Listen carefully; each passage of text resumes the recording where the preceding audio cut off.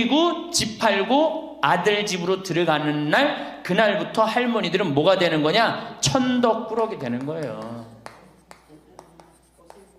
그 다음에 눈칫밥 먹는 거예요. 내 재산 주고 내가 이 집에 다 키운 자식인데도 70, 80 되면 어떻게 돼? 눈칫밥 먹고 천덕꾸러기 되는 거야. 1,000원 주기 전에 하루에 딱 3번 열리던 방문이 1,000원을 주고 나니까 하루에 30번씩 열리는 거예요. 늙어서 누가 효자예요?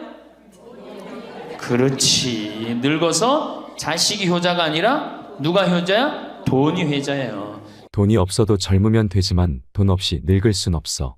늙으면 돈이 있어야 해. 왜냐하면 돈이 없이 늙는 건 너무 끔찍하니까. 그러니까 젊거나 돈이 있거나 둘 중에 하나야. 늙었는데 돈이 없어선 안 돼. 여러분은 이 말에 얼마나 동의하시나요? 황창현 신부님의 행복특강에서는 늙으면 돈이라도 있어야 하는 진짜 이유에 대해 말씀해 주십니다. 밥 먹고 사는데 돈이 필요한 것은 젊어서나 늙어서나 마찬가지입니다. 그런데도 젊어선 돈이 없어도 되지만 늙어선 돈이 없으면 안 된다고 생각하는 것은 돈이 단순한 생계의 문제를 넘어서기 때문일 것입니다. 금쪽 같던 자식과 멀어지고 평생토록 친했던 친구와도 멀어지고 비참한 노년을 보낼 수 있기 때문이지요. 젊을 때는 돈이 많으면 좋고 늙어서는 돈이 많아야 좋다고 합니다. 노후에 돈에 대한 관심이 많아지는 것은 돈은 노년의 생존뿐만 아니라 자신감, 자존감도 지켜주기 때문입니다. 늙어서는 자식이 효자가 아니라 돈이 효자라고 합니다. 늙어서 돈이 많으면 좋겠다고 생각하는 순간을 3가지만 꼽는다면, 첫 번째, 부모님이 사위 며느리에게 돈을 줄 때, 손주들에게 용돈을 줄 때입니다. 노후에 용돈을 줄 여유가 있는 노인분들은 용돈을 주고 나면 그냥 그 모습만 보고 있어도 기분이 좋다고 합니다. 돈을 줄 수 있을 정도면 여유 있고 넉넉하기 때문에 화목할 가능성도 높습니다. 어른들이 여유가 있으면 집안 분위기도 자연히 좋게 된다고 노후 전문가들은 말하고 있습니다. 늙어서 돈이 많으면 좋겠다고 생각하는 순간, 두 번째, 가족 중 아픈 사람이 있는데 병원비 하라면서 병원비에 보태 쓸 일부라도 돈을 줄 수 있을 때입니다. 아프면 돈이 최고라고 하는 분들이 많습니다. 아픈데 돈이 없으면 정말 서럽기 때문인데요. 물론 본인이 병원비를 낼 수 있을 정도로 준비해야겠지만 늙어서 아플 때 치료도 마음껏 못 받고 아무 도움도 받을 수 없으면 슬프고 괜시리 우울한 건 어쩔 수 없습니다. 그리고 나이 들수록 줄어드는 통장 잔고를 들여다보면 역시나 돈이 최고라는 생각이 든다고 합니다. 선물을 받아도 필요 없고 쓸데없는 인형이나 영양제를 받는 것보다 현금 봉투가 최고다 하는 것은 나이 들수록 더 그런 것 같습니다. 특히 노후에 돈이 없어서 치료를 못 받는 것은 악몽이나 마찬가지입니다. 그래서 노후에 의료비라도 넉넉히 준비해 놓으려면 내 주머니에 돈이 두둑해야 합니다. 제 지인은 남편이 입원했는데 수술하는데 큰 돈이 들어가 앞이 막막했다고 합니다. 그런데 친정 부모님과 형제들은 조금이라도 보태라면서 돈을 주는데 시부모님이 이런 방구 없어서 서운했다고 합니다. 마음이 없어서였을 수도 있지만 돈이 없어서 마음을 표현하지 못하는 경우도 수두룩이지요. 노후에 돈이 없으면 사위 며느리에게도 어른 역할을 못할 수 있는 것이 현실입니다. 늙어서 돈이 많으면 좋겠다고 생각하는 순간, 세 번째, 가족끼리 여행을 하거나 식사를 하는데 부모님이 식사값을 낼 때입니다. 자녀로서 부담이 덜하게 됩니다. 식사비가 적은 금액이 아닐 텐데 부모님이 맛있는 음식을 사주신다면 감사한 마음도 들 것입니다. 식사비를 낼 수 있는 부모님도 기분이 좋을 것이지요. 어떻게 보면 작은 순간들이지만 그 순간마다 어른으로서 역할을 해준다면 모두가 기분이 좋을 것입니다. 아니라고 할 수도 있겠지만 인생 성적표는 인생 후반에 얼마만큼의 돈을 모았느냐로 판단할 수 있다고 보는 사람들도 많습니다. 늙어서 어른 노릇을 하고 어른 대접을 받으려면 돈이 있어야 합니다. 오늘 황창현 신부님의 행복특강을 통해 내 노후를 지키는 현명한 방법에 대해 깨닫는 시간이 되시길 바랍니다. 영상이 마음에 드신다면 구독과 좋아요, 알림 설정 부탁드리겠습니다. 그리고 내 곁에 소중한 이들에게 이 영상을 공유해 주세요. 황창현 신부님의 행복특강, 지금 바로 시작하겠습니다. 할머니 한 분이 저한테 기가 막힌 시를 하나 저한테 주셨어요. 그래서 이거 읽으면서 시작하면 좋을 것 같아요. 제목은 허무입니다. 허무. 부생 모육 그 은혜가 태산보다 높고 큰데 청춘 남녀 많다지만 효자 효부 안 보이네. 시집가는 새색시가 시부모를 마다하고 장가가는 아들들은 살림나기 바쁘도다. 그러니까 아들 키워도 소용없다니까. 그냥 여우 같은 마누라 그냥 쫓아나가기 바쁘다 이거죠. 제 자식이 장난치면 싱글벙글 웃으면서 부모님이 훈계하면 듣기 싫은 표정이네. 시끄러운 아이 소리 잘한다고 손뼉치며 부모님의 회심 소리 듣기 싫어 빈정대네. 제 자식이 오줌똥은 맨손으로 주무르나 부모님의 기침갈에 불결하여 밥 못 먹네. 과자 봉지 들고 와서 아이 손에 쥐어주고 부모 위에 고기 한 근 사올 줄을 모르도다. 애완동물 병이 나면 가축병원 달려가고 늙은 부모 병이 나면 그러려니 태어나고 10자식을 키운 부모 하나같이 키웠건만 10자식은 한 부모를 귀찮스레 여겨지네. 그래서 여기저기 다니면서 길에서 죽는다며요. 아들 많이 키우면은 그냥 이 집에 쫓겨가고 저 집에 쫓겨가고 가다가 자식 위에 쓰는 돈은 아낌없이 쓰건만은 부모 위에 쓰는 돈은 하나 둘씩 따져보네. 자식들의 손을 잡고 외식함도 작건만은 늙은 부모 위에서는 외출 한번 못하도다. 좋은 것 같아요. 아주 요즘 우리 할머니들이 받는 서름을 기가 막히게 표현한 것 같아요. 이런 거 듣고 고개만 끄덕일 게 아니라 실질적으로 이렇게 살아란 말이에요. 이런 자식들을 위해서 뭘 재산을 물려준다고 돈 안 쓰고 깔고 앉아갖고 그냥 참 쥐고 있어요. 내일 어떻게? 은행 당장에 가갖고 어떻게? 은행에다 잡혀갖고 대출 받아서 다 쓰다 죽으세요. 다 쓰다가. 자, 이제 노인 학대를 아까 못하던 얘기 좀 하겠습니다. 노인 학대를 보면 정서적으로 41%가 정서적으로 노인을 무시하는 거예요. 늙었다고, 모른다고, 무식하다고. 엄마가 뭘 알아? 가만히 아무것도 하지 말고 가만히 있어. 근데 또 이 늙으면 아무것도 하지 말라고 가만히 있으라고 그러면 더 해요. 굳이 걸레 삶지 말라고 그래도 굳이 걸레 삶는다고 저기 뭐 통에다가 넣고 또 까먹고 또 그냥 완전히 다 태워먹고. 그러니까 구박을 받는 거지. 왜 하지 말라는 짓을 골라세요. 그거 하는 시간 있으면 어떻게? 나가서 놀아. 밥 한다고 그냥 또 쌀 씻어 얹어갖고 다 태우고 그러지 마시고. 자, 그 다음에 학대가 41%, 방임이 24%예요. 방임. 밥을 먹거나 말거나 방 청소를 해주지도 않고. 제가 봉송체 나가보면 당뇨병 걸린 할머니들 옷을 얼마나 갈아 안 입혔는지 냄새가요, 표현할 수 없는 냄새가 나요. 당뇨병 걸린 할머니들, 이 풍 걸려갖고 이렇게 누워있는 할머니들 집에 가보면은요, 냄새가 아주 묘한 냄새가 나요. 오줌 냄새, 똥 냄새, 군 냄새 막. 그래갖고 그냥 또 봉송체를 가보면은 다 자식 며느리 다 돈 벌러 가고 다 학교 가고 할머니만 혼자 있는 경우도 많아요. 그러니까 그냥 거기서 그냥 이불 속에서 그냥 있는 거예요. 참 그런 거 보면 참 마음이 안타깝죠. 이게 뭐 80, 90대는 어머니한테 용돈 드린다는 것은 말할 것도 없어요. 말할 것도 없어요. 전 가끔 이 술이 들어오면은 아버지한테 드려요. 그럼 아버지가 양로원에 노인정에 가고 친구들이랑 먹고 아주 근사하게 고기도 제가 사다 드려요. 고기도 노인정에 친구들이랑 구워 먹으라고.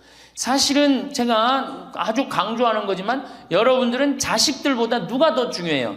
친구가 훨씬 중요해요. 전신 같이 먹어주고 화투 같이 쳐주고 같이 한탄 신세, 자기 신세 한탄 같이 들어주는 건 누구밖에 없어? 친구가 더 중요한 거야. 그러니까 손자들 용돈 줄 생각하고 그냥 꼬깃꼬깃 모아두지 말고 그 돈 꺼내갖고 어떻게? 친구랑 같이 칼국수 사 먹고 냉면 사 먹으란 말이에요. 제일 중요한 거예요. 이 노년의 유대라는 거는,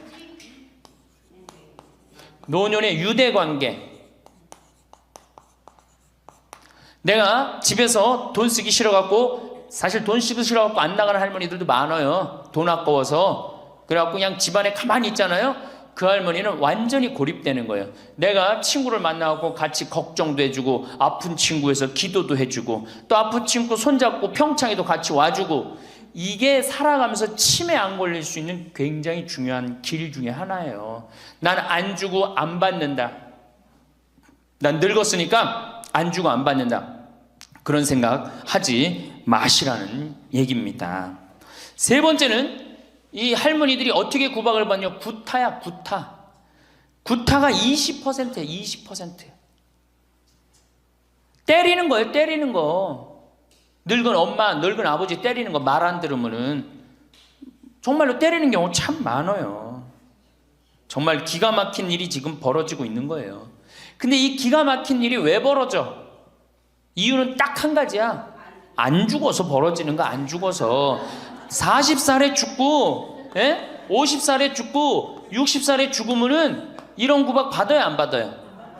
이게 70도 살고, 80도 살고, 90도 사니 이게 자식들이 지치는 거예요.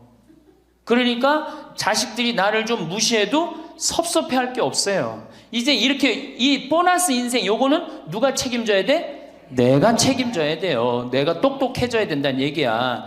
그래서 정규 학교를 만들어야 돼요. 60 넘어갖고 64살까지 학교 다니게 해갖고 이거 졸업한 사람만 100살까지 살게 해줘야 돼. 이거 졸업 안 하면은 뭐 어디로 보내든지 해야지. 이게 그냥 바보같이 살면서 자식들도 원수되고 본인들도 고통스럽고 그냥 마지막 인생을 그렇게 미움, 원망, 저주 속에서 살다가 죽으면 천당 갈 것 같아요? 못 갈 것 같아요? 행복한 상태에서 죽어야지 천당 가요. 요한 바오로 2세 교황님, 난 천당 100번 가고도 남은 분이라고 생각해. 왜? 죽으면서 뭐라고 그랬어요? 나는 행복했다, 니네들도 행복해라, 그러고 가셨잖아. 그러니 천당 가시죠. 정말로 이 세상에서 하느님 나라같이 산 분이 천당 가는 거예요. 그러니까 우리 할머니들 지금 중요한 건 웰빙 그러는데 누구 웰빙이 제일 중요해? 할머니 할아버지도 웰빙이 제일 중요한 거야. 나머지 20%는 어떻게 하느냐? 네 번째 노인 구박은 늙은 부부가 서로 구박하는 거야. 늙은 부부가 서로 죽으라고, 나가 죽으라고, 너 그러려면 나가 죽으라고. 늙은 부부가 처음 시집 올 때 다소 못했던 마누라가 나이를 먹을수록 거칠어지죠. 그렇죠? 얌전해지긴 뭐가 얌전해? 지금 우리 할머니들 할아버지들한테 얌전해, 안 얌전해요? 막 소리 지르고 그러잖아요. 오히려 누가 얌전해? 할아버지들이 얌전해져. 늙으면 이상하게. 그러니까 할아버지들이 여성스럽고 할머니들이 남성스러워져요. 그냥 어떤 할아버지가 이제 나이를 먹으면 먹을수록 이 기가 죽어갖고 할머니가 말을 안 듣는 거야. 저녁을 먹으려고 그러는데 안방에서 마누라 오늘 저녁 뭐 했어? 국은 뭐 끓였어? 아닌데 아무 대답이 없는 거. 부엌에서 딸그락 소리는 들리는데. 그래갖고 이제 안 그래도 이제 할머니가 자기를 무시하는 것 같다고 막 화가 나는데 대답을 안 하니까 날 진짜 무시하는 것 같잖아. 그래갖고 이제 거실에 나가고 또 얘기했어요. 마누라 오늘 저녁 뭐 했냐니까 국 뭐 끓였어? 그런데도 딸그락 소리는 들리는데 아무 대답이 없는 거예요. 그래갖고 이제 너무 열받아갖고 부엌에 가갖고 이제 소리를 지르는 거예요. 아니 오늘 저녁 뭐 했는데 왜 무시하느냐고? 왜 대답을 안 하느냐고? 그랬더니 할머니 하시는 말씀이 내가 콩나물국이라고 3번이나 대답했는데 왜 이렇게 자꾸 떠드느냐고. 그러니까 할아버지 자기 귀 먹은 건 생각 안 하고 뭐만 생각나는 거예요? 할머니가 대답 안 했다는 것만 섭섭한 거야. 늙으면 그러니까 자꾸 자기 자신은 모르고 뭐만 생각해? 섭섭한 것만 생각하는 거, 섭섭한 것만. 이게 서로 이해하고 감싸줘도 전차를 판국인데, 이게 서로 구박하면 되겠어요? 이제는 누구밖에 없어? 할머니, 할아버지들밖에 없어요. 이제 만약에 돌아가시면 어떻게 돼요? 고아되는 거예요. 고아되는 거. 할아버지들 돌아가시면 우리 할머니들 뭐 돼? 고아되는 거예요. 작년에 여기 할아버지, 여기 고아할머니 몇 분 계신가 보다. 작년에 할아버지 한 분이 81살 되신 할아버지예요. 오셔갖고 그러는 거예요. 두부도 만들어 먹고 여기 또 5월 6월달 경치가 너무 좋잖아요. 찰떡도 만들어 놓고. 근데 할아버지가 신부님 이렇게 좋은데 나 혼자 오니까 별로 안 좋아요. 우리 마누라하고 나하고 부부 금실이 너무 좋았는데 작년에 마누라가 죽었다는 거예요. 그런데 더 여기 오니까 더 쓸쓸해야 되는 거야. 이 좋은 거 같이 봤으면 얼마나 좋을까. 이 앞에 강 바라보고 탁 저녁에 모닥불 펴놓고 놀고 아까 두부 만들어갖고 막걸리 한잔하고 이 좋은 걸 같이 했으면 얼마나 좋았겠느냐 이거예요. 그러니까 우리 할머니들 자식들 걱정하지 말고 누구 걱정해줘? 할아버지들 걱정해줘요. 자식들 뒷거 챙겨줄 거 있으면 누구 보약해드려? 할아버지 보약해드리세요. 자식은 우리나라처럼 자식한테 매이는 나라가 없어요. 그리고 자식들도 못된 거죠. 부모님이 이제 60 됐으면은 부모님 그동안 모은 재산으로 행복하게 살게 도와줘야 되는데 그걸 끝까지 뺏어 먹으려고 그러는 게 대한민국 자식들이에요. 나쁜 자식들이에요, 제가 보기에는.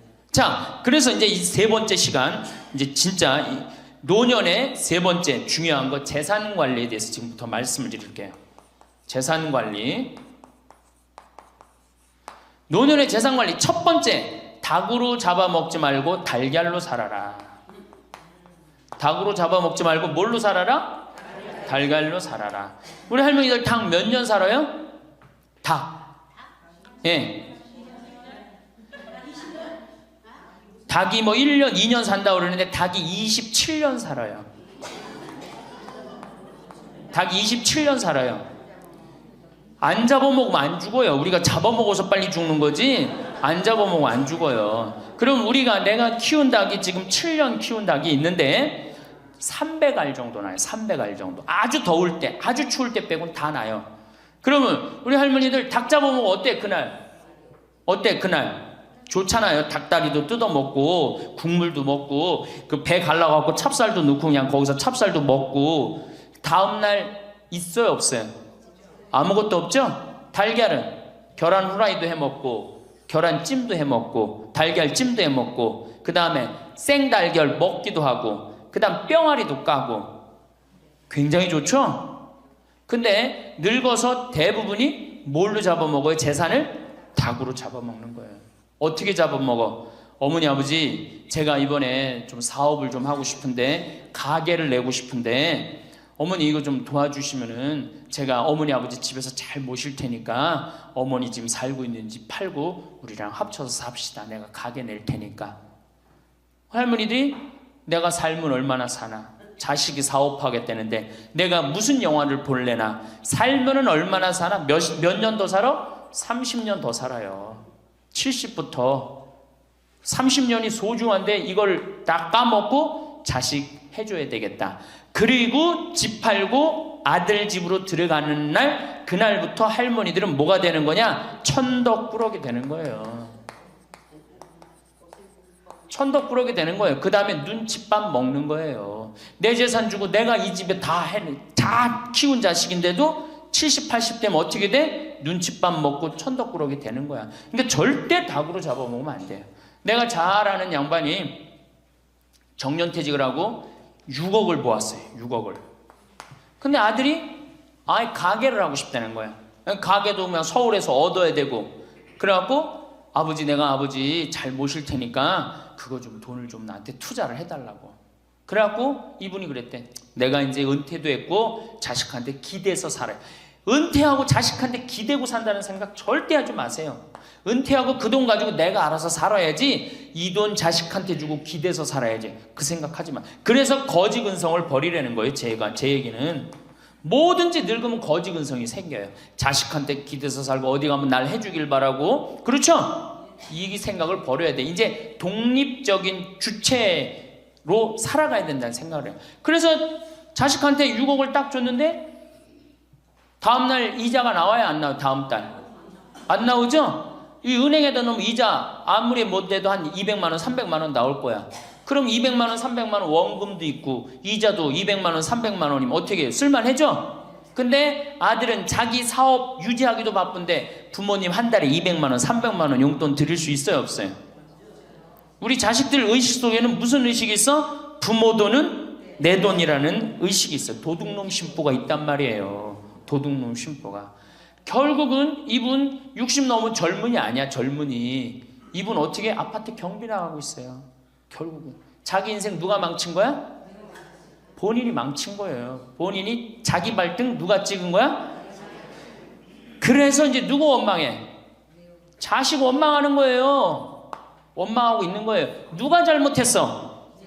할머니들이 잘못한 거지. 할아버지들이 잘못한 거지. 남은 30년 인생 휴가다, 보너스다. 내가 가지고 이제까지 벌은 거 이거 갖고 잘 써야 되겠다. 이 생각을 하셔야 된다는 겁니다. 재미난 얘기 하나 있죠. 충청도에 할아버지 한 분이 중풍으로 누웠는데 집안에 대가족이 살아. 큰아들 작은아들 다 농사 짓고. 근데 중풍으로 누워봐. 이 똥 오줌 막 못 가리고 이러면은요 정말로 참 아무도 안 들여봐요. 근데 그냥 그 대가족이 사는데 하루에 밥 3끼 들어올 때 외에는 방문이 안 열리는 거예요. 그러니까 이 할아버지가 기가 막히잖아. 손자도 있고 손녀도 있는데 3번밖에 방문이 안 열리니까 하루는 큰아들을 부른 거야. 얘야 저 논 두만지기 좀 팔아와라.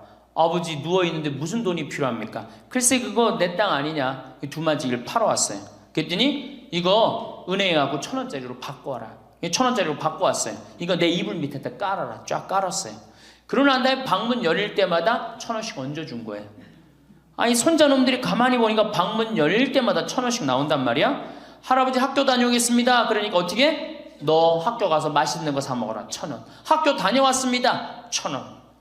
1,000원 주기 전에 하루에 딱 3번 열리던 방문이 1,000원을 주고 나니까 하루에 30번씩 열리는 거예요. 늙어서 누가 효자예요? 그렇지. 늙어서 자식이 효자가 아니라 누가 효자야? 돈이 효자예요. 늙어서는 이 재산 관리를 참 잘하셔야 됩니다.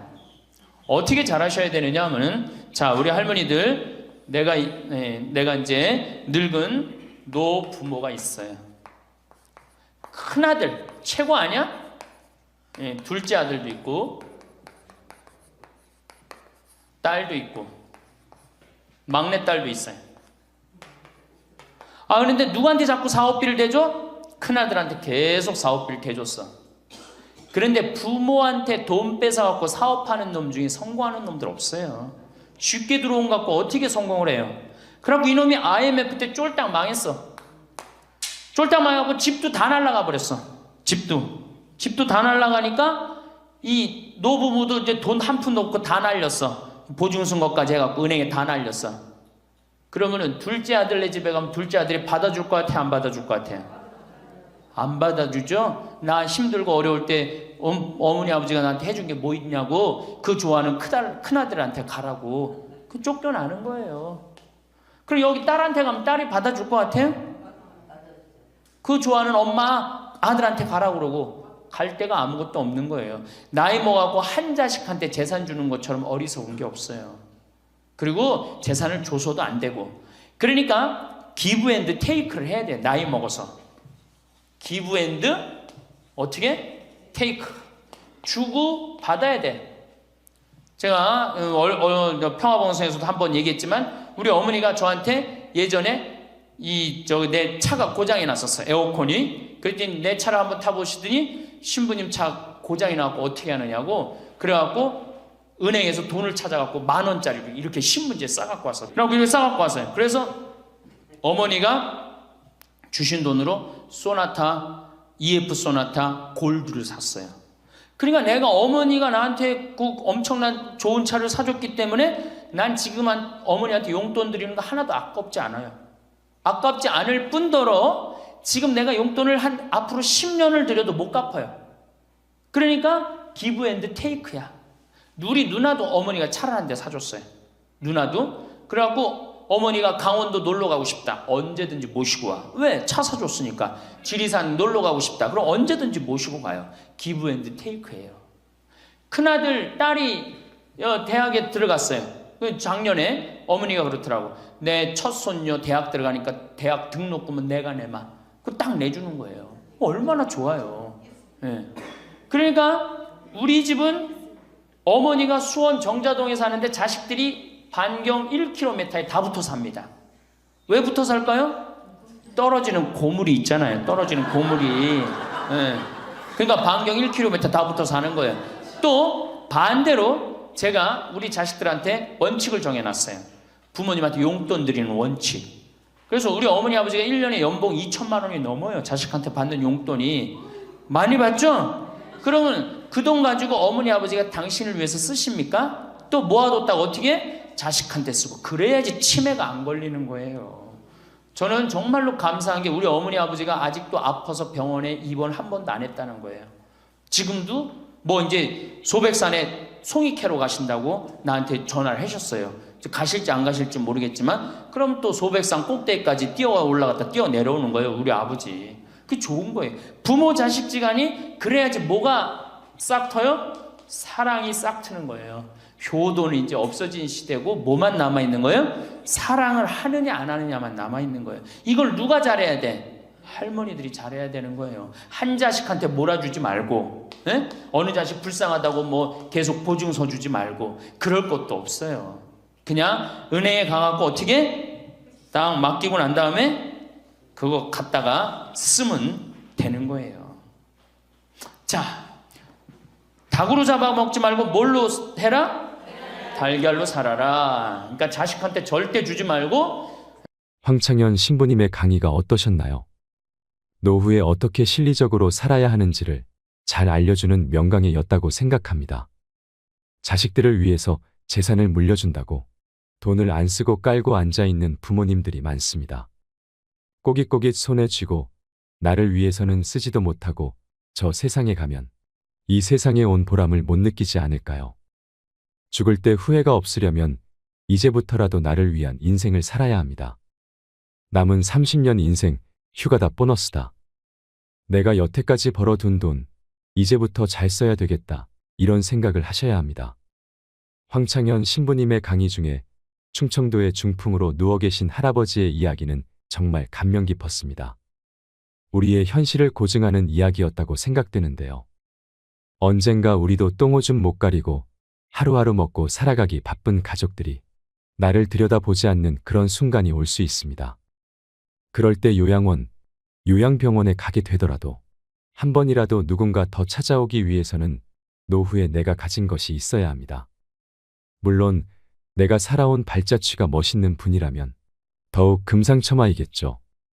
하루에 밥 세끼 들어올 때 말고는 열리지 않던 방문이 논 두마지기 팔아서 그 돈으로 야금야금 용돈을 주었더니 하루에 방문이 30번씩 열린다니 참 기가 막히면서도 이게 현실이다 싶지요.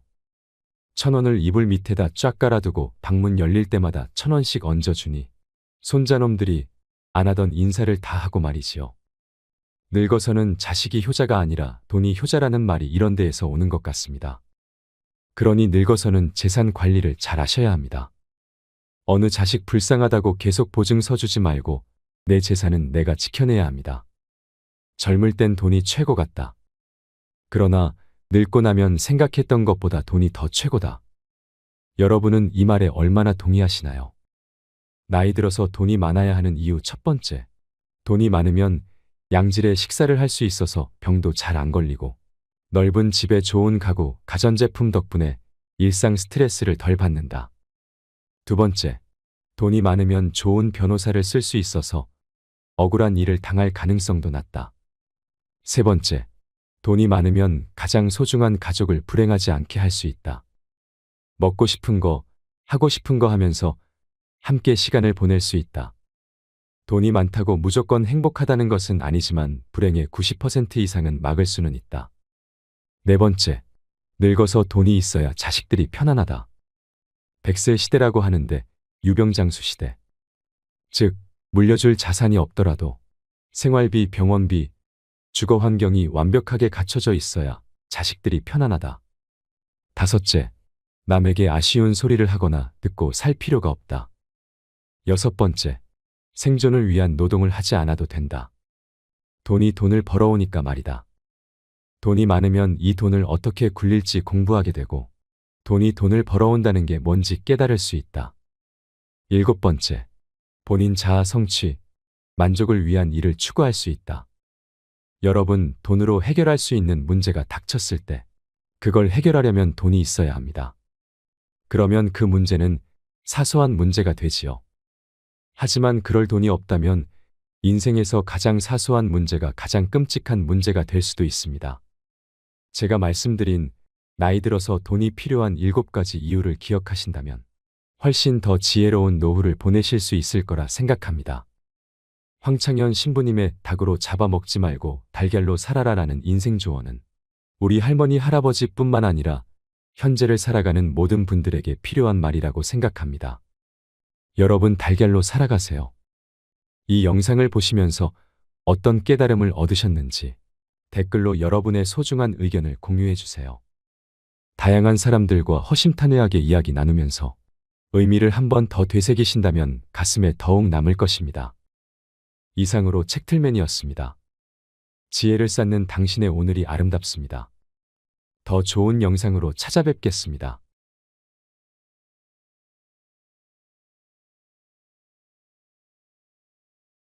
거지 근성을 버리라는 거예요.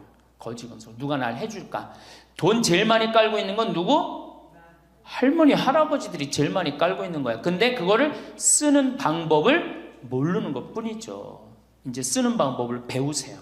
자식 위에 쓰는 돈은 아낌없이 쓰건만은 부모 위에 쓰는 돈은 하나둘씩 따져보내. 자식들의 손을 잡고 외식함도 잡건만은 늙은 부모 위해서는 외출 한번 못하도다. 또 얘기하잖아. 애완동물 병이 나면 가축병원 달려간다. 내일 은행에 가갖고 잡히세요. 잡혀갖고 대출해갖고 한 달에 100만 원씩 딱딱 연금으로 이렇게 빼서 딱딱 쓰는, 돈 쓰는 재미로 늙어서 살아야지 그 재미 없으면 못 살아요. 그러니까 어떻게 죽을 수가 있는 거야? 꼴까닥 죽을 수가 있는 거야. 돈을 쓰다 죽어야지 꼴까닥 죽는 거지, 안 쓰고 가만히 있으면 바로 병든다는 거예요. 바로 병든다는 거예요. 열심히 살 때는 세월이 총알 같다 하고 쏜 화살 같다 하였건만 할 일 없고 쇠하니 세월이 가지 않는다 한탄하시더이다. 정신이 맑으면 무엇하리요? 자식이 많은들 무엇하리요? 보고품만 더하더이다. 차라리 정신 놓아버린 저 할머니처럼 세월이 가는지 자식이 왔다 갔는지 애지중지하던 자식을 보아도 몰라보시고 그리움도 사랑도 다 기억에서 지워버렸으니 그저 천진난만하게도 하루 세끼 주는 밥과 간식만이 유일한 낙이더이다. 자식 10여 남매 있으면 무엇하리요? 이 한 몸 거할 곳 없더이다. 아들, 딸, 자식들 유명인사면 무엇하리요? 이 한 몸 갈 곳 없어 요양원까지 흘러 왔더이다. 허리띠 졸라매고 최고 학벌 자랑하며 고생도 보람으로 알고 자식 뒷바라지했던들 무엇하리요? 작디 작은 이 한 몸 인생 종착역인 이곳까지 멀고도 험하였으니 종착역에 벗은 많으나 마음 나눌 곳 없어 외롭더이다. 요양원에 갔더니 앞을 못 보는 사람, 듣지 못하는 사람 속에 맑은 정신은 더 외롭더이다. 치매로 정신을 망각함은 차라리 고통에서 벗어나는 유일한 방법인지도. 몸 쇠하고 정신 맑으면 무엇하리요? 괴로움만 더한 것을.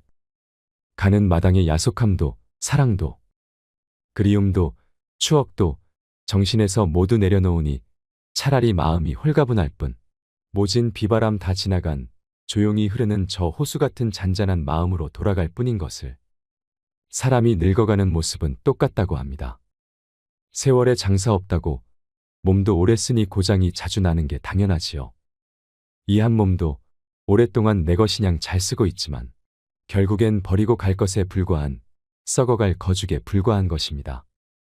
다만 사는 동안 별탈 없이 잘 쓰고 돌려주고 갔으면 좋겠다는 마음입니다. 욕심이 있다면 좋은 일을 많이 해서 혹여 이런 뜻이 하늘에 닿아라 마지막 가는 순간까지 아무런 고통 없이 웃으며 갔으면 좋겠다는 것입니다. 어찌 이러한 복을 욕심부려 바라겠냐마는 평소에 건강식품 영양제를 부지런히 먹는 사람들도 늙어가는 모습은 결국은 그게 그것인 것 같습니다. 멀어지는 젊음을 놓지 않으려고 발버둥 치는 모습은 가여움마저 들게 하지요.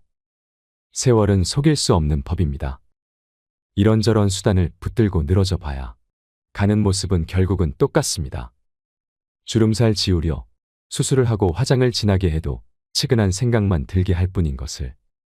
거죽 보수 공사에 괜한 돈 들이지 말고 있는 그대로 받아들이고 사는 것이 좋지 않을까요? 병이 들어오면 들어올 만하니까 들어오는 것이고 늙어가는 모습이야 오래 썼으니 어쩔 수 없고 다만 마음만 편하면 족할 것입니다. 편한 마음이 병을 멀리하는 것이고 아름답게 늙어가는 모습을 만들어줍니다. 여러분의 노후는 어떠신지요? 황혼역에 들어선 대다수의 사람들에게 닥쳐올 현실을 몸소 느끼고 계신가요? 어느덧 팔순 고개가 가까워오면 일주일이 하루 같다고 할까요? 나이 80이 되면 아무런 하는 일도 없이 무난 전화도 틈틈이 걸려오다가 어느 날부터인가 뚝 끊기고 맙니다. 아마 이럴 때 영락없는 노인임을 깨닫게 됩니다. 노인이 되어봐야 노인 세계를 확연히 볼 수 있습니다. 노인들의 삶도 가지가지입니다. 노선이 있는가 하면 노학이 있고, 노동이 있는가 하면 노홍이 있고, 노광이 있는가 하면 노고가 있고, 노공이 있는가 하면 노추도 있습니다. 첫째, 노선입니다. 늙어가면서 신선처럼 사는 사람이지요. 이들은 사랑도 미움도 놓아버렸습니다. 성냄도 탐욕도 벗어버렸습니다. 선도 악도 다 털어버렸습니다. 삶에 아무런 걸림이 없습니다. 건너야 할 피안도 없고 올라야 할 천당도 없고 빠져버릴 지옥도 없습니다. 다만 무심히 자연 따라 돌아갈 뿐이지요. 둘째, 노학입니다. 늙어서 학처럼 고고하게 사는 것입니다. 이들은 심신이 건강하고 여유가 있어 나라 안팎을 수시로 돌아다니며 산천 경계를 유람하지요. 그러면서도 검소하여 천박하질 않습니다. 많은 벗들과 어울려 논일며 베풀고 아낌을 받지요. 또 틈나는 대로 갈고 닦아 학술 논문이며 문해작품들을 펴내기도 합니다. 셋째, 노동입니다. 늙어서 동심으로 돌아가 청소년처럼 사는 사람들을 말합니다. 이들은 대학의 평생교육원이나 학원, 아니면 서원이나 노인대학에서 못다한 공부를 합니다. 식영주역 등 학문이며 서예며 정치 경제 상식이며 인터넷 카페에 열심히 들어갑니다. 수시로 동지들과 어울려 여행도 하고 노래며 춤도 추고 즐거운 여생을 보냅니다. 넷째, 노홍입니다. 문자 그대로 늙은이로 사는 사람을 말하지요. 집에서 손자들 봐주고 텅 빈 집을 지킵니다. 어쩌다 동네 노인정에 나가서 노인들과 화투를 치고 장기를 두기도 합니다. 형편만 되면 따로 나와 살아야지 하는 생각이 늘 머릿속에 맴돌면서 하루하루를 보냅니다. 다섯째, 노광입니다. 미친 사람처럼 사는 노인입니다. 함량 미달에 능력은 부족하고 주변의 존경도 못 받는 처지에 감투 욕심은 많아서 온갖 장을 도맡으려고 합니다. 돈이 생기는 곳이라면 체면 불과하고 파리처럼 달라붙지요. 권력의 끈앞풀이라도 잡아보려고 늙은 몸을 이끌고 끊임없이 여기저기 기웃거리는 사람을 말합니다. 여섯째, 노고입니다. 늙어가면서 아내나 남편을 잃고 외로운 삶을 보내는 사람입니다. 30대의 배우자는 기호식품 같다고 합니다. 40대의 배우자는 어느덧 없어서는 안 될 가재도구가 돼버립니다. 50대가 되면 배우자는 가보의 자리를 차지합니다. 60대의 배우자는 지방 문화재라고나 할까요? 그런데 70대가 되면 배우자는 국보의 위치에 올라 존중을 받게 됩니다. 그런 귀하고도 귀한 보물을 잃었으니 외롭고 쓸쓸할 수밖에 없지요. 일곱째, 노공입니다. 늙어서 수중에 돈 한 푼 없는 사람입니다. 아침에 한술 뜨고 나면 집을 나와야 합니다. 갈 곳이라면 공원이나 광장뿐입니다. 점심은 무료 급식소에서 해결합니다. 석양이 되면 내키지 않는 발걸음을 돌려 집으로 들어갑니다. 며느리 눈치 슬슬 보며 밥술 좀 떠넣고 골방에 들어가 한숨 잡니다. 사는 게 괴롭지요. 여덟째, 노추입니다. 늙어서 추한 모습으로 사는 사람을 말합니다. 어쩌다 불치의 병을 얻어 다른 사람 도움 없이는 한시도 살 수 없는 못 죽어 생존하는 가련한 노인이지요. 어떻게 생각하시는지요? 지금 우리의 삶은 어느 곳에 해당될까요? 하늘은 짓지 않은 복을 내리지 않습니다. 만약 우리의 삶이 외롭고 고달프다면 내 생을 위해서라도 공덕을 쌓지 않으면 안 됩니다. 그러므로 원은 큰 데에 두고 공은 작은 데부터 짓는 것입니다. 그리고 대우에는 괴념치 말고 공덕 쌓기에만 힘을 쓰면 큰 공과 큰 대우가 돌아오게 마련입니다. 먼 길을 떠나는 사람은 많은 짐을 갖지 않는다고 합니다. 높은 정상에 오르기 위해서는 무거운 것들은 산 아래 남겨두는 법이지요. 황창현 신부님의 행복특강은 행복한 인생, 행복한 노후를 위한 지혜를 전합니다. 오늘 황창현 신부님의 행복특강을 통해 성공적인 노년을 위해 우리에게 꼭 필요한 것은 무엇인지 알아가는 시간이 되시길 바랍니다. 우리의 나머지 인생이 그리 초라하지 않으려면 내 노후를 현명하게 지키셔야 합니다. 영상이 마음에 드신다면 구독과 좋아요, 알림 설정 부탁드리겠습니다. 그리고 내 곁에 소중한 이들에게 이 영상을 공유해 주세요. 황창현 신부님의 행복특강, 지금 바로 시작하겠습니다. 부동산에 집착하지 마라. 늙어서 부동산에 집착하지 말라. 우리 할머니들 지금 안양 거기 그 주공하고 이 인공마을 그 개발돼 갖고 지금 아파트 한 채 3억, 4억, 5억 한다 그러죠? 그러면 할머니들이 지금 4억짜리 아파트 살 이유가 있어요? 4억짜리 살 아파트가 있어요? 그걸 팔으라는 거예요. 그거를 팔고 어떻게? 15평, 20평으로 가라는 거예요. 지금 3번에 보면 50평, 이 은퇴한 할머니, 할아버지들이 50평에 사는 할머니들이 무지 많아요. 50평이 밥 먹여줘요? 뭐만 나와? 관리비만 더 나올 거 아니야. 관리비만. 근데 어떤 할머니들이 그런 할머니들이 있어. 자식들이 찾아오면은 집이 넓어야 되지 않느냐고. 자식들이 1년에 몇 번 찾아오는데 1년에 두세 번밖에 더 와요? 추석 때, 생일 때, 그 다음에 설 때, 그 외에는 거의 안 찾아온단 말이에요. 그걸 위해서 50평짜리를 그냥 깔고 앉아서 20년, 30년 앉아 있는다는 건 말도 안 되는 거예요. 그러니까 미국은 부동산이 30%, 금융이 70%라는 거예요. 그러니까 만약에 좁은 집에 해갖고 은행에다가 지금 3번에 뭐 5억, 6억이라는데 그거 은행에다 넣어놓으면은 어머니, 아버지 인사 갈게요. 그래, 인사 오면 내가 호텔로 와라. 호텔에서 내가 맛있는 거 사줄 테니까. 그리고 먹어서 보내요. 그걸 뭘 집에서 그걸 기다리고 있어요. 그래서 부동산 지금 영모기지론이라는 거 아시죠?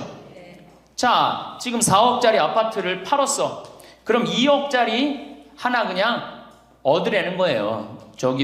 그 임대 아파트든지 조금만 아파트를 줄여서 가라는 거예요. 그러고 난 다음에 2억은 은행에다 넣으면 1억을 은행에다 넣으면 어떤 상품이 있느냐면 1년에 100만 원씩 나와요. 한 달에 100만 원씩. 그래갖고 이게 10년 동안 나와요. 10년 동안. 10년 후에는 1억 없어지는 거예요. 근데 할머니들 한 달에 100만 원 나오면 쓸만해, 안 쓸만해요? 쓸만하죠? 예. 만약 2억을 집어넣으면 어떻게 나올까? 한 달에 얼마가 나와? 200만 원이 나오는 거예요. 200만 원 다 써요? 못 써요? 못 쓰죠? 그럼 한 50만 원은 혹시 10년 후에 또 살지 모르잖아. 그러니까 그것도 은행에다 연금으로 또 하나 묶어두라는 거 10년 동안. 그럼 10년 후에 또 나온다는 얘기예요. 그렇게 해갖고 내가 이제 70에 집을 정리했어. 80이 됐는데 안 주고 그럼 90까지 나온단 말이에요. 이렇게 한 달에 150만 원 가지고 냉면 먹고 싶으면 냉면 먹으러 가고, 그 다음에 내가 다음 시간에 내일 얘기하겠지만은 수영장 다니고 헬스장 다니고 춤 배우러 다니고 경복궁 가고 창덕궁 가고 평창 놀러 오고 이렇게 살면은요 절대, 제가 성공적인 노화라고 미국에서 20년 동안 연구한 책 한 권을 다 읽었어요. 그랬더니 그렇게 사는 할머니, 할아버지들은 중간에 쓰러지는 법이 없다는 거예요. 96%가 건강하게 살다가 죽을 때 많이 고생해 한 달, 두 달이라는 거예요. 그러니까 어떻게 죽을 수가 있는 거야? 꼴까닥 죽을 수가 있는 거야. 돈을 쓰다 죽어야지 꼴까닥 죽는 거지, 안 쓰고 가만히 있으면 바로 병든다는 거예요. 바로 병든다는 거예요. 그러니까 우리 할머니들 어떻게 하셔야 돼? 부동산 어떻게? 내일 어떻게? 내일 은행 가갖고 어떻게? 은행 가갖고 평가 받아갖고, 더 좋은 건 뭐냐? 이 집을 팔지 않고 더 좋은 건 그냥 영모기지론이라고 그러죠? 영모기지론. 은행에 갖다 맡기고 다 내가 죽을 때까지 돈이 나옵니다. 죽을 때까지 돈이 나오고 죽으면은 누가 갖고 가? 은행이 갖고 가는 거예요. 그러면은 우리 할머니들 아까 제가 말씀드렸죠? 재산이 나오면 반은 국가가 갖고 가고 반은 자식들이 싸워. 반은 써보지도 못하는 거야. 물론 이것도 못 써보는 거야. 근데 내가 이걸 전부 다 은행에다 맡겨갖고 요 자식 용돈 주고 싶으면 아까 기브 앤 테이크 말씀드렸죠? 용돈 주고 싶으면 용돈 주고 먹고 싶으면 다 내가 쓰다가 나라 경제도 돌아가잖아. 500만 명이 이렇게 쓴다고 생각해봐. 경제 돌아갈 것 같아? 안 돌아갈 것 같아요? 잘 돌아가요. 쓰고 싶은 거 쓰고 하고 싶은 거 하고 다니고 싶은 거 다니고 다 하다가 죽으면 누가 갖고 가? 은행이 갖고 가는 거야. 자식도 안 싸우고 얼마나 좋아요. 그러니까 닭으로 잡아먹지 말고 뭘로 살아라? 달걀로 살아라. 그 다음에 부동산에 집착하지 말아라. 또 노년에 믿지 말라 원칙이 있어요. 노년에 뭘 믿지 마라? 첫 번째로 배우자를 믿지 말래. 남편을 믿지 말라 이거예요. 재산 관리를 어떻게 해야 돼? 노년에 공동으로 해야 돼요. 한번 어떤 할아버지가 어느 대학에 재산을 100억인가 할머니하고 상의도 안 하고 기증한 적 있죠? 저는 그거 바람직하지 않다고 생각해요. 혼자 번 거 아니잖아요. 같이 버는 거 아니야, 같이. 그러니까 할머니들 지금 재산 많은 재산은 아니겠지만은 그래도 재산 읽은 거 남편 혼자 읽었어요? 아니죠? 근데 남편이 할머니하고 상의도 없이 둘째 아들 보증 딱 써주고 왔어. 근데 그게 싹 날라가 버렸어. 그러면은 남편 보면 미워요, 안 미워요? 죽을 때까지 미운 거예요. 그건 삶하고 직접 연결되기 때문에. 그러니까 배우자를 믿으면 안 돼요. 제가 본당 신부할 때 농담 반 진담 반으로 항상 그래요. 마누라를 믿지 말아라. 그럼 할아버지들 와서 신부님 그래도 우리가 어떻게 살았는데 마누라가 내 돈을 해먹을 수가 있겠어요? 그건 가봐야 하는 겁니다. 가봐야 하는 겁니다. 그런데 제가 여기 이제 본당 신부 관두고 이제 평창에 와서 농사 짓고 사는데 할아버지 한 분이 내가 세례를 준 할아버지예요.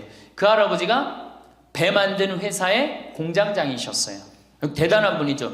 정말 멋있게 생기셔서 머리도 쫙 넘기고. 그런데 저한테 와갖고 나하고 얘기를 좀 하자고 그러더라고요. 그래서 얘기했더니 신부님이 교리하고 신부님이 강론할 때 마누라를 믿지 말고 자식을 믿지 말라고 그랬는데 제가 그 얘기 들었을 때 내가 이 가정을 위해서 평생을 노력했는데 나를 무시할 수 있을까 그런 생각을 했대요. 근데 당신이 은퇴하고 난 다음에 자식들 아파트 한 채씩 다 사주고 평생 배 만든다고 자식들은 서울에서 살지만 본인은 저 아래 가서 살았단 말이야.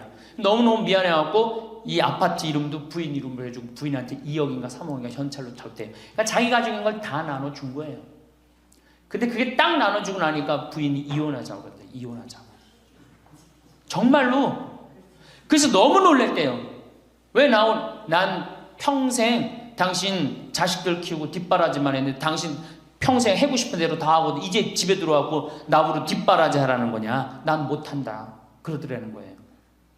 그래갖고 그러면 나 혼자 살 돈이라도 줘라. 그 돈을 내가 왜 주냐?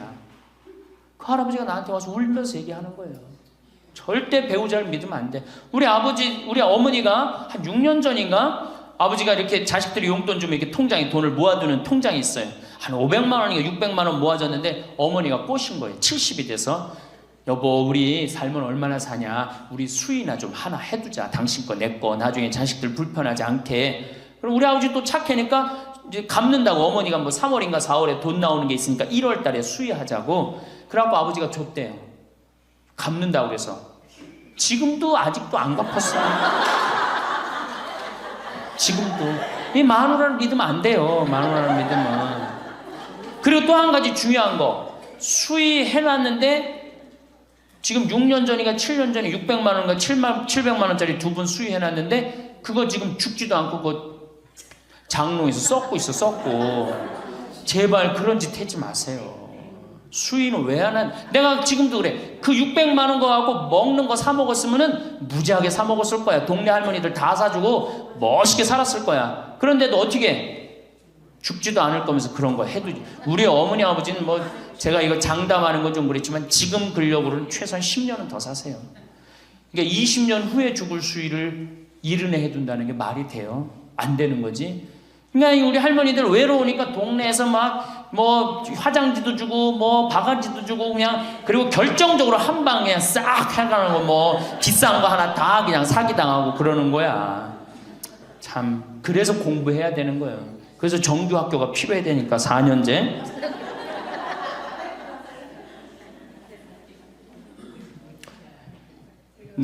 배우자를 믿지 마라. 두 번째 누구를 믿지 마라? 자식을 믿지 마라. 올해 아주 재미난 통계가 하나 나왔어요. 자식을 고생해서 이 자식을 다 키웠잖아요. 자식이 생활비로 지원받는 게 70 넘은 부모님들이 자식한테 1년 동안 생활비 지원받는 게 100만 원이야. 100만 원. 40%의 부모님들이 자식한테 1년에 100만 원 지원받아요. 100만 원 지원받으면 한 달에 얼마일까요? 7만 원도 안 돼. 8만 원, 8만 원. 대학 졸업한 자식이 지원해 주는 건 얼마일까요? 대학 졸업한 자식이 146만 원이에요. 대학 졸업한 자식이. 그러니까 대학 졸업한 자식은 대학 안 졸업한 자식은 9만 원 정도 부모한테 대주고 대학 졸업한 자식은 11만 원, 2만 원 정도 대주는 거예요.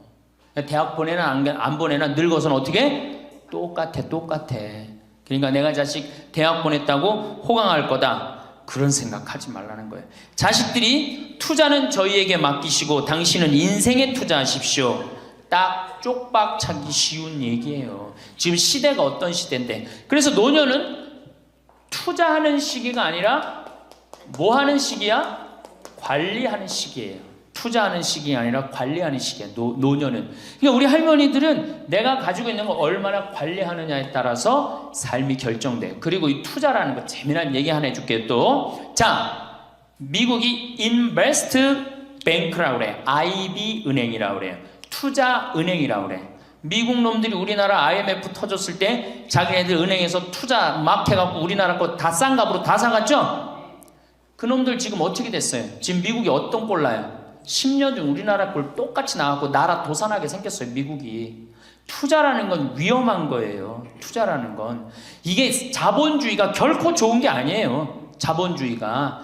이 도둑놈들이지. 돈 모아갖고 가난한 거 뺏어갖고 열심히 일궈놓은 거 다 뺏어가고 이게 현대 자본주의야. 좀 어려운 얘기하면 신자유주의라는 거야. 이건 뭐 알 필요도 없지만 하여튼 굉장히 나쁜 거예요. 미국 놈들이 주장했던 거고 누가 반대한 거야? 요한 바오로 2세 교황님이 철저하게 반대하고 지금 베네딕토 16세 교황님도 철저하게 반대한 게 바로 신자유주의예요. 신자유주의라는 게 뭐냐? 미국에 돈 많은 놈들이 우리나라 회사 살 수 있는 거. 그게 신자유주의예요. 그러니까 이 벽을 없앤 거예요. 나라의 벽을 없애갖고. 그런데 그 놈들이 투자한 놈들이 지금 어떻게 됐어? 쫄딱 망하게 생긴 거예요. 그러니까 지금은 어디든 내가 가지고 있는 걸 잘 관리하는 게 훨씬 중요한 거예요. 우리 할머니들 지금 뭐 어디 땅 사갖고 땅값 뛰면 뭐 하려고. 내가 아파트 지금 내가 어떤 할머니를 보니까 83살인데 판교에 청약을 했어. 판교에 청약을. 그럼 83살 먹은 할머니가 판교에 청약한 이유는 오로지 뭐 하나야? 자식한테 물려주려고 그러는 거. 왜? 10년, 뭐 지금은 또 제도가 바뀐다고 그러지만 10년 동안 그 판매를 못하게 돼 있어요. 아파트를 한번 사도. 안타까운 거죠. 그거 할 돈 있으면 10년 동안 할머니 시컨 쓰다 죽어야 되는데 죽으면서까지 누구 생각하는 거? 우리는 자식들 생각하는 거야.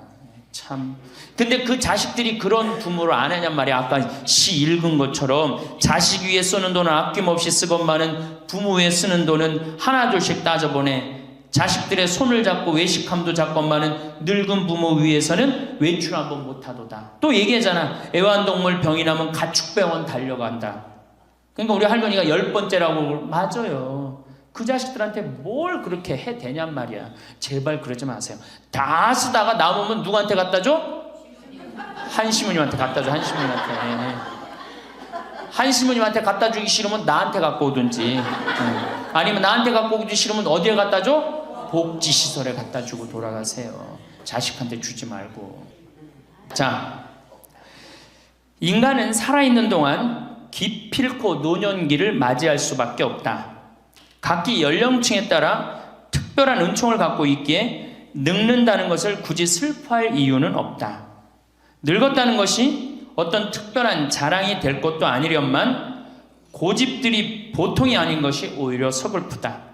늙어서 친구들이 더 그리우면서도 만나면 너그럽게 이해하고 보살펴 하련만 남의 탓 들춰내면서 자기 우정의 교류를 단절시키는 것이 아쉽다. 자꾸 나이를 먹으면 단절을 한단 말이야. 그러지 말라는 거예요. 마음도 넓게 가지고. 살아온 길이 각기 다르기 때문에 너와 내가 서로 다름을 깊이 인정하여 하지만 자기만의 삶의 길이 옳은 것인양 우쭐대는 모습이 우습다. 늙어서는 새롭게 만나게 되는 사람도 점점 적게 된다는 것을 알고 만났던 사람들에게 더욱 애정을 쏟으면서 만났던 것을 아름다움으로 간직하고 소중하게 여겨야 한다. 그러니까 우리 할머니들 비산동 성당에서 10년, 20년 같이 다 사귀어왔던 친구 아니에요? 그러니까 누구한테 더 각별해야 돼? 친구들한테 더 각별해야 된다는 거예요. 지난 세월의 삶이 소중한 것이고 거룩한 것이기 때문에 지금 흐르는 이 순간들을 정성을 들여 값지게 살아야 한다. 그러니까 지금 값지게 살아야 된다는 거예요. 값지게. 예. 그 구리에 있는 성 베드로 대학이라는 구리 성당에 있는 성 베드로 성당에 강의를 갔어요. 그랬더니 강의하기 전에 할머니들이 다 일어나더라고. 봉사자들이 딱 앉더니 수업하기 전에 한 번씩 노인 10계명을 딱 하는데 그분들이 정한 것 같아. 근데 너무 멋있더라고. 그래서 요거 읽어 한번 드릴게요. 1. 당황해하거나 성급해하지 말고 뛰지 말라. 나이를 먹으면 자꾸 당황할 때가 많죠? 그렇죠? 그리고 막 여기 할머니들 여기 와갖고 방이 어딘지 모르고 막 옥상으로 올라가는 할머니들도 있어요. 그런데 그럴 때 어떻게? 당황해하지 말고 성급해하지 말고 물어보면 돼. 근데 나이를 먹으면 자꾸 당황하라고 성급해. 그리고 안 되면 그 다음에 신경질을 부려요. 왜 이러느냐고. 할머니들 아까 저 밑에서 여기 위에 올라올 때 힘들었어 안 힘들었어요? 그 여기 모든 할머니들이 우리 계단에 올라올 때 막 승질을 내. 힘들다고. 이렇게 꼭대기에 있느냐고. 관광버스 여기까지 끌고 올라오지 왜 우리를 저기 밑에서 내려놓냐고. 힘들면 쉬었다가 올라오고 힘들면 쉬었다가 올라오고 힘들면 쉬었다 올라오면 되지. 그러니까 절대 당황하지 말라는 거예요. 두 번째, 자식이 무엇을 해줄까를 기대하지 말라. 참 좋은 얘기 같아. 그러니까 할머니들이 서서 이걸 다 외우더라고. 자식이 뭘 해줄까 기대하지 말라. 거지근성을 버리라는 거예요. 거지근성. 누가 날 해줄까. 돈 제일 많이 깔고 있는 건 누구? 할머니 할아버지들이 제일 많이 깔고 있는 거야. 근데 그거를 쓰는 방법을 모르는 것 뿐이죠. 이제 쓰는 방법을 배우세요. 내일 은행에 가갖고 잡히세요. 잡혀갖고 대출해갖고 한 달에 100만 원씩 딱딱 연금으로 이렇게 빼서 딱딱 쓰는, 돈 쓰는 재미로 늙어서 살아야지 그 재미 없으면 못 살아요. 세 번째, 고집 부리지 말라. 고집 부리지 말라. 60년 70년 살아온 가닥이 있잖아요. 그렇죠? 그러니까 그 경험을 절대 포기하지 않는 거예요. 그러니까 새로운 걸 안 받아들이는 거지. 고집 피는 할머니들 많죠. 네 번째, 시샘하지 마라. 왜 이렇게 또 욕심이 많어? 나이 먹으면 그냥 옆집 할망구가 뭐 아들이 와서 뭐 했다고 그러면 그냥 속에서 그냥 부글부글 끓죠. 시샘하지 말라. 다섯 번째, 공치사하지 말라. 이것도 참 좋은 것 같아. 공치사. 내가 니네들 어떻게 키웠는데, 내가 니네들 어떻게 키웠는데, 아플 때 업어서 밤에 이 약국에 달려가고 막 두들겨가고 내가 너를 어떻게 키웠는데. 그냥 대동아 전쟁부터 뭐 그렇게 할 얘기가 많아. 얘기만 하면 그냥 대동아 전쟁에 시집와갖고 고생한 얘기, 6.25 전쟁 때 피난 간 얘기, 전쟁 끝나고 나는데 똥구멍이 찢어지게 가난한 게 고생한 얘기, 그냥 줄줄이 그냥. 어떤 할머니는 비산동에 있었던 그 할머니는 아마 돌아가셨을 거야. 굉장히 나이 먹은 할머니인데 고해소에 들어오면요 3공학에 잘못한 거, 4공화국에 잘못한 거, 5공화국에 공화국별로 죄를 고백해요. 그런데 이 할머니는 죄의 본질은 뭐야? 이렇게 힘들게 내가 살아왔는데, 내가 자식 하나를 키웠는데 이 자식이 너무너무 속을 썩여갖고 지난주 너무 속상해갖고 줄미살 빠진 거야. 죄는 줄미살 빠진 건데 이 줄미살 빠지는 과정을 3공화국부터 설명을 해야 돼. 3공화국, 4공화국, 5공화국. 그런데 다음에 또 고해성사 보면 신부님 내가 3공화국 때, 4공화국 때, 5공화국 때 꼭 얘기를 해요. 변함없이 1년 365일 고해성사 들어오면 내가 외워. 그래. 저 할머니가 하면 그래 3공화국 때 뭐 이승만 때 뭐 똑같이 해요. 다 외워. 내가 끝까지. 그러지 마세요. 공치사하지 말라는 거야. 내가 옛날에 너희들을 어떻게 키웠는데. 애들은 뭘로 들어? 그 잔소리로 들리는 거예요. 잔소리로. 그리고 과거를 얘기하는 건 불행한 거예요. 미래를 얘기해야 돼요. 미국에 할머니 한 분이 99살에 대학을 들어갔어요. 경영학과를 들어갔어요. 102살에 졸업한대요. 네 할머니 꿈이 뭔지 알아요? 102살에 졸업해갖고 취직해갖고 그거 버는 돈으로 아프리카의 어려운 애들 도와주는 게 꿈이야. 이 할머니는 99이라도 나가보기에는 할머니 아니에요. 대학생이지. 나이는 숫자에 불과한 거예요. 나이는. 그러니까 우리 할머니들 과거 얘기하지 말아. 뭘 얘기해? 미래. 앞으로 뭘 할 거다. 내가 앞으로 3년 동안 돈 모아서 성지순례 갈 거다. 3년 동안 돈 모아서 내가 제주도 이시돌 목장 갈 거다. 내가 돈 모아갖고 뭘 할 거다. 미래를 얘기하란 말이야. 과거 얘기하지 말고. 심은 우리가 다 살았는데 다 살게 뭘 다 살아. 아직도 20년 30년 남아있는데. 네, 6번째. 날마다 샤워하라. 이것도 참 멋있는 것 같아. 날마다 샤워하라. 안 씻고 사는 할머니들 많죠? 그렇죠? 근데 날마다 샤워하는 거 참 좋은 것 같아. 날마다 속옷을 갈아입어라. 그렇죠? 그러니까 항상 깨끗하게 살라는 거예요. 항상 깨끗한 옷, 이쁜 한복 이런 것도 입고 곱게 좀 있으라는 거야. 맨날 이건 뭐 몸빼바지 비슷한 거 입고 그냥 돌아다니지 말고 파마도 좀 이쁘게 하고. 그러니까 내가 항상 하는 얘기 아니야. 여기 온 할머니들 지금 딸이 있는지 아들이 있는지 금방 구분이 돼. 아들만 있는 할머니는 어때? 파마를 어떻게 하고 와? 철모 뒤집어 쓴 것처럼 해고 와요. 아들만 있는 할머니들 몇 있어 지금 그런 할머니들. 예. 자기 아들은 엄마가 파마를 철모 뒤집어 쓴 거 했든지 뭐 했든지 관심 없어요. 딸이나 돼야지 엄마 그 좀 염색도 좀 하고 웨이브도 좀 이렇게 주고 그러라고 그러지. 이 8번째. 많이 듣고 조금만 말하라. 많이 듣고 많이 들으라는 거니 공부하라는 얘기예요. 공부. 제가 내일 이제 그 얘기는 드릴 거예요. 그 다음에 9번째. 많이 움직이고 많이 걸어라. 이 굉장히 중요해요. 나이 먹으면 자꾸 근육이 땡기기 때문에 걷고 싶어 안 걷고 싶어요? 안 걷고 싶죠? 그러니까 안 걷고 싶으니까 그냥 집에서 참 쪼그리고 앉아있어. 쪼그리고 앉아있으면 굳는 거예요. 그대로 굳어버리는 거예요. 쪼그리고 앉아있으면. 그러니까 가능한 한 많이 걸으라는 거야. 그러니까 성당 평일미사 열심히 다니세요. 그냥 다닐 수 있을 때까지 다니시는 게 좋은 거예요. 그러니까 우리 할머니들은 지금 이 나이에 비산동 성당에 어르신 성경대학 나와서 배우지, 평일미사 나오지, 성경대학 나오면 밥 주지, 친구 있지. 아, 하느님 믿어서 받는 은총이 어때요? 정말 엄청난 거예요. 그런데 하느님한테 죽을 때 안 바치고 죽고 누구한테 주고 죽으려고 그래? 외국의 신앙이 깊은 사람들은요, 죽을 때 다 교회에 기증하고 죽어요. 신앙이 깊은 사람들은 자식한테 물려준다는 생각이 없어요. 우리나라처럼 이렇게 자식한테 매이는 나라가 없어요. 10번째, 이게 이제 그 얘기를 딱 해내. 욕심을 줄이고 나누어 주어라. 욕심을 줄이고 나누어 주어라. 계속 나눠 주고 이제 얼마 안 남았는데 뭘 그렇게 끌어안아? 계속 나눠 주라는 거예요. 계속. 그래서 이게 우리 할머니들, 제가 우리 할머니들 보면은 어디 잔치집에 가면은 뭐부터 챙겨?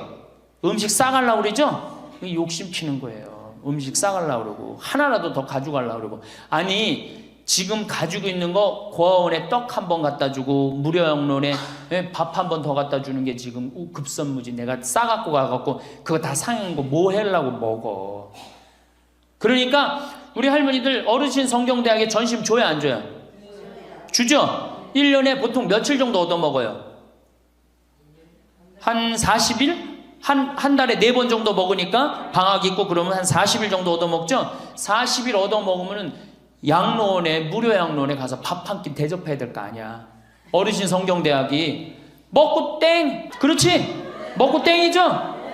그러니 이게 이게 하느님의 자식이 아닌 거지. 껍데기만 자식인 거죠. 이제 어떻게? 욕심을 줄이고 나누어 주어라.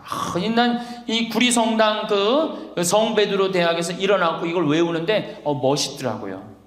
그러니까 우리 할머니들도 이렇게 노년을 멋있게 사세요. 그렇게 사셔야 된다는 거예요. 제발 자식 걱정하지 말고. 감사합니다. 여러분, 황창현 신부님의 행복 특강이 어떠셨나요? 늙어서는 돈 쓰는 재미로 살아야 꼴가닥 죽을 수 있다는 말이 참 감명 깊었는데요. 부동산에 집착하지 말라는 현실적인 조언도 좋았습니다. 노년에 믿지 말아야 하는 것 2가지. 배우자와 자식 이야기는 어떻게 들으셨나요? 예전에 어떤 할아버지가 할머니하고 상의도 안 하고 대학에 재산을 몇백억 기증했다는 사연은 제가 뉴스에서 본 적이 있는데요. 이런 분들 때문에 노년에 배우자를 믿지 말라는 말이 나오는 것 같습니다. 어쨌든 평생을 함께 살며 모아온 재산은 부부의 공동 소유인데 이 할아버지처럼 막무가내로 혼자 기부를 결정하는 것은 옳지 않다는 생각이 듭니다. 황창현 신부님도 그것은 바람직하지 않다고 말씀하시는데요. 노후의 재산 관리는 공동으로 해야 하는 것이 당연하다고 생각합니다. 70 넘은 부모님들이 자식한테 1년 동안 받는 용돈의 액수는 정말 놀랐습니다. 40%의 부모님들이 자식한테 1년에 100만 원도 지원받지 못하는 것이 현실이라고 하는데요.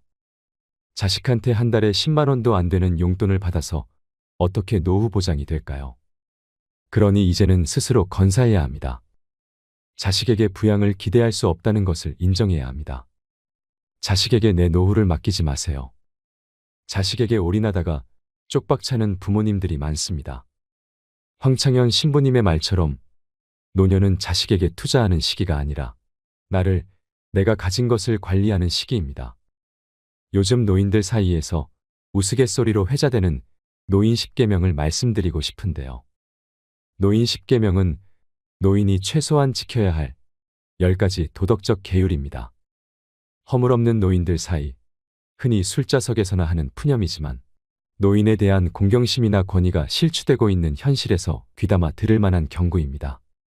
노인 10계명의 첫 번째 계명은 자식한테 효를 기대하지 마라입니다.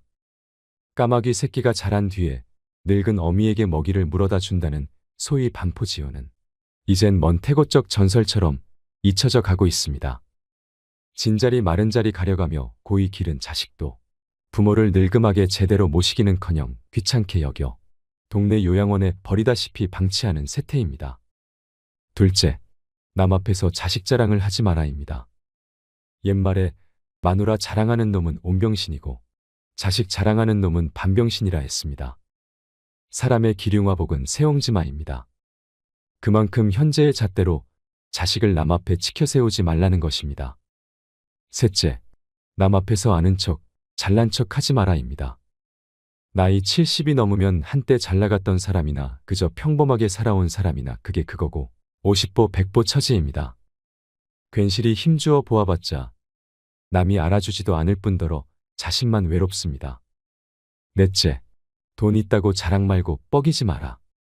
인생 80이 넘으면 돈 쓸래야 쓸 곳도 없고 맛있는 음식조차 갈수록 솥에 씹는 듯 합니다. 돈이 억만금 있어도 얼마 남지 않은 여생에 비추어 보아 몇 푼 쓰지도 못하고 3평 남짓한 땅만 차지한 채 귀소합니다. 다섯째, 공공장소에서 목청 높이지 마라입니다. 허리는 꾸부정, 걸음걸이도 휘청휘청, 눈은 침침, 귓속은 윙윙거리는데 웬 목청만 그리도 높고 요란한지 마치 자기 집 안방이냥 행세합니다. 조용히 세상사를 음미하고 관조하듯 여생을 즐기세요. 여섯째, 지난날에 화려했던 한때를 내세우며 되씹지 마라입니다. 왕년에 그래도 내가 한 자리 한 몸인데 어쩌고 저쩌고 하며 허세 부리는 노인네일수록 별 볼 일 없는 친구입니다. 고매하고 훌륭한 인품의 노인은 어디서나 낭중지추처럼 은은하게 지적 향기를 내풍깁니다. 일곱째, 지하철이나 버스 안에서 노골적으로 빈자리를 노리지 마라입니다. 경로석이 마치 자신만의 전용석이나 되는 듯 승차하자마자 두 눈을 두리번거리고 좌석에 양보를 바라는 듯한 행동을 보이지 말아야 합니다.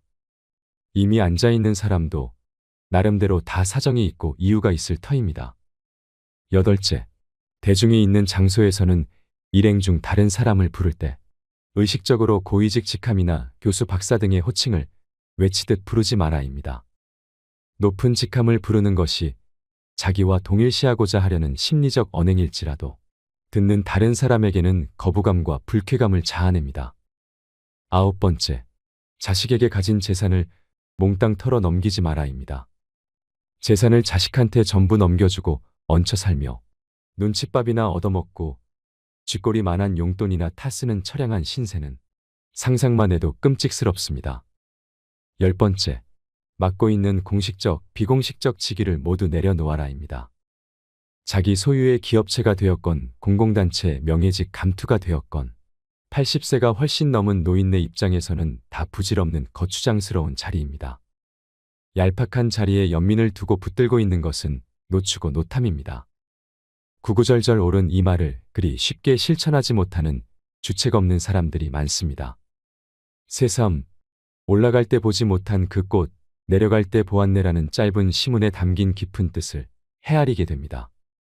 이제라도 인생 마지막 황혼길, 아름답게 장식하시길 바랍니다. 마지막으로 황창현 신부님께서 들려주신 노인 10계명을 되새기면서 영상을 마치겠습니다. 첫째, 당황해하거나 성급해하지 말고 뛰지 말라. 둘째, 자식이 무엇을 해줄까를 기대하지 말라. 셋째, 고집 부리지 말라. 넷째, 시샘하지 말라. 다섯째, 공치사하지 말라. 여섯째, 날마다 샤워하라. 일곱째, 날마다 속옷을 갈아입어라. 여덟째, 많이 듣고 조금만 말하라. 아홉째, 많이 움직이고 많이 걸어라. 열째, 욕심을 줄이고 나누어 주어라. 하나도 버릴 말이 없는 것 같습니다. 이 영상을 보시면서 어떤 깨달음을 얻으셨는지 댓글로 여러분의 소중한 의견을 공유해 주세요. 다양한 사람들과 허심탄회하게 이야기 나누면서 의미를 한 번 더 되새기신다면 가슴에 더욱 남을 것입니다. 이상으로 책틀맨이었습니다. 지혜를 쌓는 당신의 오늘이 아름답습니다. 더 좋은 영상으로 찾아뵙겠습니다.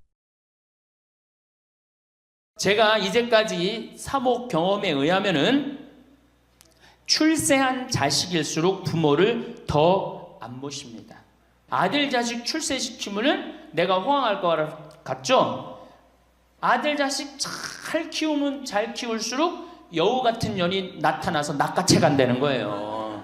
예, 아들 자식을 잘 키우면 잘 키울수록 여우 같은 년이 나타나서 낚아채 간다는 거예요. 근데 가만히 생각해보니까 그 말이 맞는 것 같아요. 왜?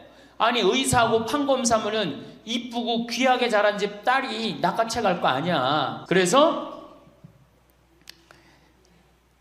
딸을 둘 놓으면 금메달, 아들 하나 딸 하나 놓으면 은메달, 아들만 둘 놓으면 목메달이에요. 그래서 아들만 둘 놓으면 목메달이에요. 이렇게 누워있는 할머니, 그야말로 누워서 이렇게 죽 5년 10년 받아먹는 할머니, 이렇게 며느리가 손을 잡고 뭐라고 그러는지 아세요? 엄마 왜 이렇게 안 죽어? 엄마가 빨리 죽어야지. 엄마도 덜 고생하고 나도 덜 고생하지. 그 보는 앞에서 죽으랜다니까요. 손잡고. 정확하지는 않지만 3년 또는 4년 전으로 기억합니다. 연세가 80대이신 할머니께서 상담을 요청해 오셨는데요. 잠시 망설이시더니 말문을 열었습니다. 남편은 돌아가셨고 혼자 사는데 재산은 평생 살아온 집 한 채가 다였다고 했습니다. 그런데 경제력도 없어지고 해서 정부로부터 보조금을 타기 위해서는 내 재산이 있으면 안 된다는 주위의 말을 듣고 큰아들에게 나중에 필요할 때 돌려달라는 당부와 함께 집 명의를 큰아들에게 넘겨주었습니다. 당시 아파트에 살았던 아들은 애들은 뛰어놀아야 한다고 말하며 어머니가 사시던 집보다 좀 더 큰 집이 필요하다고 하면서 할머니께서 사시던 집을 매각하고 좀 더 큰 집으로 이사를 갔습니다. 이러던 중 몇 년 전부터 몸이 아프고 불편해지면서 치료와 요양 등으로 돈이 더 필요해졌지만 돈을 마련할 방법이 없었습니다. 그래서 할머니 집값의 일부를 아들로부터 받아서 생활에 보태야겠다는 생각에 아들과 상의를 했습니다. 그러나 돌아온 말은 청천벽력이었습니다. 아들 답변은 돌려줄 돈이 없다는 것이었습니다. 게다가 며느리는 한술 더 떴다고 합니다. 소송하려면 하세요. 우리는 드릴 의무가 없습니다. 라고 했지요. 창피해서 누구에게 말할 수도 없는 그런 답변을 받은 할머니는 그 분을 참지 못하시고 제 앞에서 눈물만 흘렸습니다. 이게 남의 얘기일까요? 아들이 잘못된 걸까요? 아니면 며느리가 나쁜 걸까요? 어쩌면 이런 일은 누구에게나 일어날 수 있는 일이라고 생각합니다. 그래서 오늘은 이런 얘기를 함께 생각해 보려고 합니다. 내 재산을 내가 살아 생전에 자녀에게 넘겨주는 것이 좋을까요? 아니면 내가 세상을 떠난 후 상속으로 가져가게 하는 것이 좋을까요? 작던 크던 넘겨줄 재산이 있는 사람들은 한 번쯤은 생각하게 되는 문제입니다. 그리고 또 넘겨준다면 얼마를 언제 어떻게 넘겨줘야 하는지도 역시 고민하게 됩니다. 모두가 그런 것은 아니지만 우리나라 노인분들은 재산 이전과 관련해서 비슷한 공통점을 발견할 수 있습니다. 그것은 나이가 50쯤 접어들면 자신의 재산을 자녀들에게 넘겨줄 것을 생각한다는 것입니다. 물론 그렇지 않은 분들도 있고 보다 일찍 생각하시는 분들도 있습니다. 제가 말씀드리는 것은 평균적으로 50대에 접어들면 자녀에게 재산을 이전하는 문제를 생각하더라는 것입니다. 어떤 측면에선 당연한 것이라고 생각할 수도 있긴 한데요. 아마도 예전 같지 않은 건강 상태라든지 자녀의 성장, 그리고 어느 정도 자신들의 생활이 안정되어 있는 시기이기도 한 이유도 있을 것이라는 생각이 듭니다. 미리 준비하는 것이 잘못되었다고 할 수는 없습니다. 다만 여러 사람들이 겪은 경험을 여러분과 공유해서 여러분의 판단과 계획에 도움을 드리고자 하는 것입니다. 오늘의 주제는 내 재산을 언제 자녀에게 넘겨주는 것이 좋은가입니다. 먼저 재산을 자녀들에게 일찍이 전해줬을 때 좋은 점에 대해서 생각해 보겠습니다. 첫째는 재산이 불어나는 것에 대한 세금을 피할 수 있습니다. 그러니까 재산이 불어난다는 전제하에서 생각해 보면 내가 지금 증여를 해주면 이전에 주려는 재산의 가치가 좀 더 낮은 금액일 때 증여를 해주기 때문에 증여세 면세점 내에 증여가 가능해질 수도 있습니다. 그러나 재산이 많이 불어나게 된다면 아무래도 증여 면세점을 넘어서게 될 가능성이 높아집니다. 이렇게 되면 증여세 부담이 생기게 될 수도 있죠. 상속도 마찬가지입니다. 재산 규모가 커질수록 상속세 면세점 역시 넘어설 가능성이 높아질 수 있기 때문입니다. 두 번째는 자녀들이 돈이 필요할 때 사용할 수 있도록 해준다는 것입니다. 우리 모두가 겪었던 것처럼 젊었을 때 조금만 도움을 받으면 직장 생활이나 비즈니스, 그리고 자녀 교육에 큰 도움이 되는 경우를 보게 됩니다. 특히 자녀 교육에 많은 공을 들이는 우리나라 사람들은 좋은 학군이 있는 곳에서 거주하려면 아무래도 주거 공간 가격이 높기 때문에 특별한 경우를 제외하고는 젊은이들이 경제적으로 감당하기 어려운 경우가 대부분입니다. 이럴 때 부모의 지원은 큰 힘이 될 수 있습니다. 이런 관점은 자녀들이 정말 도움이 필요할 때 도움을 주는 것이 좋지. 자녀들이 도움이 필요치 않은 시기에 지원이 될 경우에는 별로 도움이 되지 않을 수도 있다는 것입니다. 이런 장점이 있음에도 불구하고 자녀들에게 재산을 일찍 이전하는 것에 대한 다른 관점을 7가지로 정리해서 생각해 보겠습니다. 첫째는 자녀에게 재산을 일찍 이전하게 되면 자녀들의 재정 관리 능력에 대한 염려가 발생할 수 있습니다. 일반적으로 나이가 젊으면 젊을수록 상대적으로 경험 부족과 판단 미숙으로 재정관리 실수가 발생할 수 있다는 염려인 것입니다. 자녀들마다 능력이 천차만별이기 때문에 획일적으로 얘기하기는 어렵지만 자녀에게 일찍 증여하기 이전에 자녀의 재정관리 능력을 검증해보는 과정이 필요합니다. 그래서 꼭 자녀에게 재산을 일찍 증여하길 원하신다면 작은 데서부터의 이전을 시도하고 재산을 관리하는 모습을 보면서 전체적인 계획을 세워나가는 것이 바람직하다는 것입니다. 둘째는 자녀들에게 재산을 이전하기 전에 자신의 미래에 대한 사려 깊은 준비가 필요하다는 것입니다. 그러니까 각 개인의 인생의 목적과 살아있는 동안 재정적인 필요를 충분히 만족할 만한 준비가 되어 있는지, 혹시 몸이 불편했을 때를 대비해서 의료비 지출과 관련한 노후 대비는 되어 있는지를 봐야 할 것입니다. 이런 것이 정리된 후에 재산 이전에 대한 계획을 생각해야 할 것입니다. 이런 과정에서 세금을 최대한 줄이고 재산 증식으로 인해서 쌓여진 이익에 대한 세금 처리 역시 고민해봐야 한다고 생각됩니다. 셋째는 나의 경제적 능력이 없어졌을 때 누가 나에게 경제 조언을 할 것인가를 생각해봐야 합니다. 내가 경제적 능력이 있을 때는 내가 경제적으로 필요한 것은 내가 번 돈으로 또는 내가 평생 모아온 돈으로 그 필요를 충족할 수 있지만 나에게 경제력이 없어지게 되면 그때는 정말 나에게 필요한 것에 대해서 도움받을 곳이 없을 수도 있기 때문입니다. 네 번째는 내가 몸이 불편하면 누가 돌볼 것인가도 생각해 두어야 합니다. 시간이 흐르면 사람은 늙게 되어 있고 병도 생길 수 있습니다. 단순히 약을 복용하거나 간단한 치료나 수술로 해결될 수 있는 병의 경우에는 큰 어려움이 없을 수도 있지만 거동이 불편해지거나 누구의 도움이 반드시 필요한 상황이 올 경우에는 치명적일 수 있다는 것입니다. 우리도 부모님을 모셔보았고 그리고 경험해 보았지만 가족 중 누군가가 거동이 불편하고 항상 누군가로부터 간호를 받아야 하는 상황일 때는 아무리 자식이라 해도 매일 매 시간마다 도움을 드리는 것은 매우 어렵습니다. 아니, 불가능하다고 보는 것이 더 합당할 것입니다. 왜냐하면 자녀들도 일을 해야 하고 돌봐야 할 가정이 있고 그들의 어린 자녀들이 있습니다. 자녀가 불효자여서가 아니라 현실적으로 할 수 없는 경우가 많습니다. 이때 정말 필요한 것은 결국 돈입니다. 돈이 있으면 그 돈으로 나를 돌봐줄 수 있는 사람을 고용할 수도 있고 치료받으면서 생을 마감할 때까지 자녀들에게 피해를 주지 않으면서 편안히 생활을 할 수 있을 것입니다. 그런데 자녀에게 일찌감치 재산을 줬다면 내가 어렵게 되었다고 다시 달라고 할 수 있을까요? 그래서 내가 몸을 가눌 수 없게 되었을 때 생활에 필요한 부분을 반드시 남겨두어야 합니다. 다행히 생을 마감할 때까지 그 돈을 사용하지 않아도 되었다면 그 몫은 그대로 자녀에게 넘어가도록 해두면 되는 것입니다.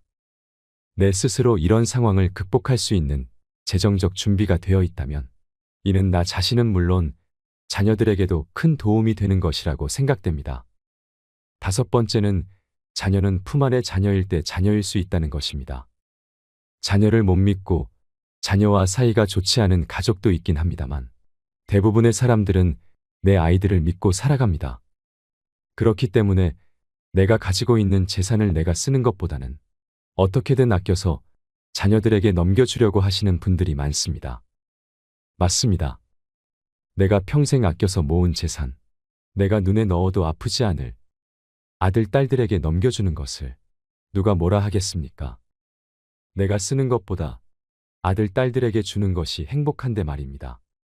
그런데 그렇게 사랑했던 아들이 또는 딸이 결혼을 하게 되면 내 며느리와 사위는 내 자녀와 다를 수 있다는 것입니다. 오늘 시작하면서 말씀드렸던 사례가 대표적인 한 예가 되겠습니다. 물론 그렇지 않은 경우도 많습니다. 며느리와 사이가 친딸과 아들 못지않게 행복하게 지내는 가족도 많습니다. 하지만 우리는 모든 것을 최상에다가 초점을 맞춰서 살아갈 수는 없기 때문에 이런 고민을 하는 거라고 생각이 됩니다. 여섯 번째는 자녀 중 불행하게 된 자녀가 생긴다면 대책이 없을 수도 있습니다. 인생을 살면서 우리가 전혀 예측도 못했던, 상상도 못했던 일들이 벌어지고 일어나는 것을 경험합니다. 예전에 한 의대생의 의문의 죽음에 대한 주제의 뉴스가 있었습니다. 우린 이런 유사한 사건을 많이 접하게 되고 또 가족 중에서도 이런 경험을 한 사례가 있을 수 있습니다. 자녀에게 모든 재산을 일찌감치 전했는데 부득이한 사고가 발생한다면 그리고 자녀가 여럿일 경우에 어느 한 자녀가 사고로 인해서 나머지 인생의 돌봄이 필요하다면 내가 가지고 있는 재산으로 그 자녀의 치료와 돌봄에 사용하면 되는데 모든 재산이 이전되었을 경우 그 재산을 다시 분배하는 일은 아주 불편한 상황이 될 것이라는 사실을 역시 간과해서는 안 되겠습니다. 일곱 번째는 선물을 줄 때는 명확한 설명이 필요합니다. 요즘 젊은 부모들은 많이 변했지만 우리 부모들 세대만 해도 생색내며 자녀에게 도움을 주는 것보다는 말없이 자녀들이 이해하겠지 또는 조용히 지원하는 것을 미덕으로 생각하는 경향이 많이 있습니다.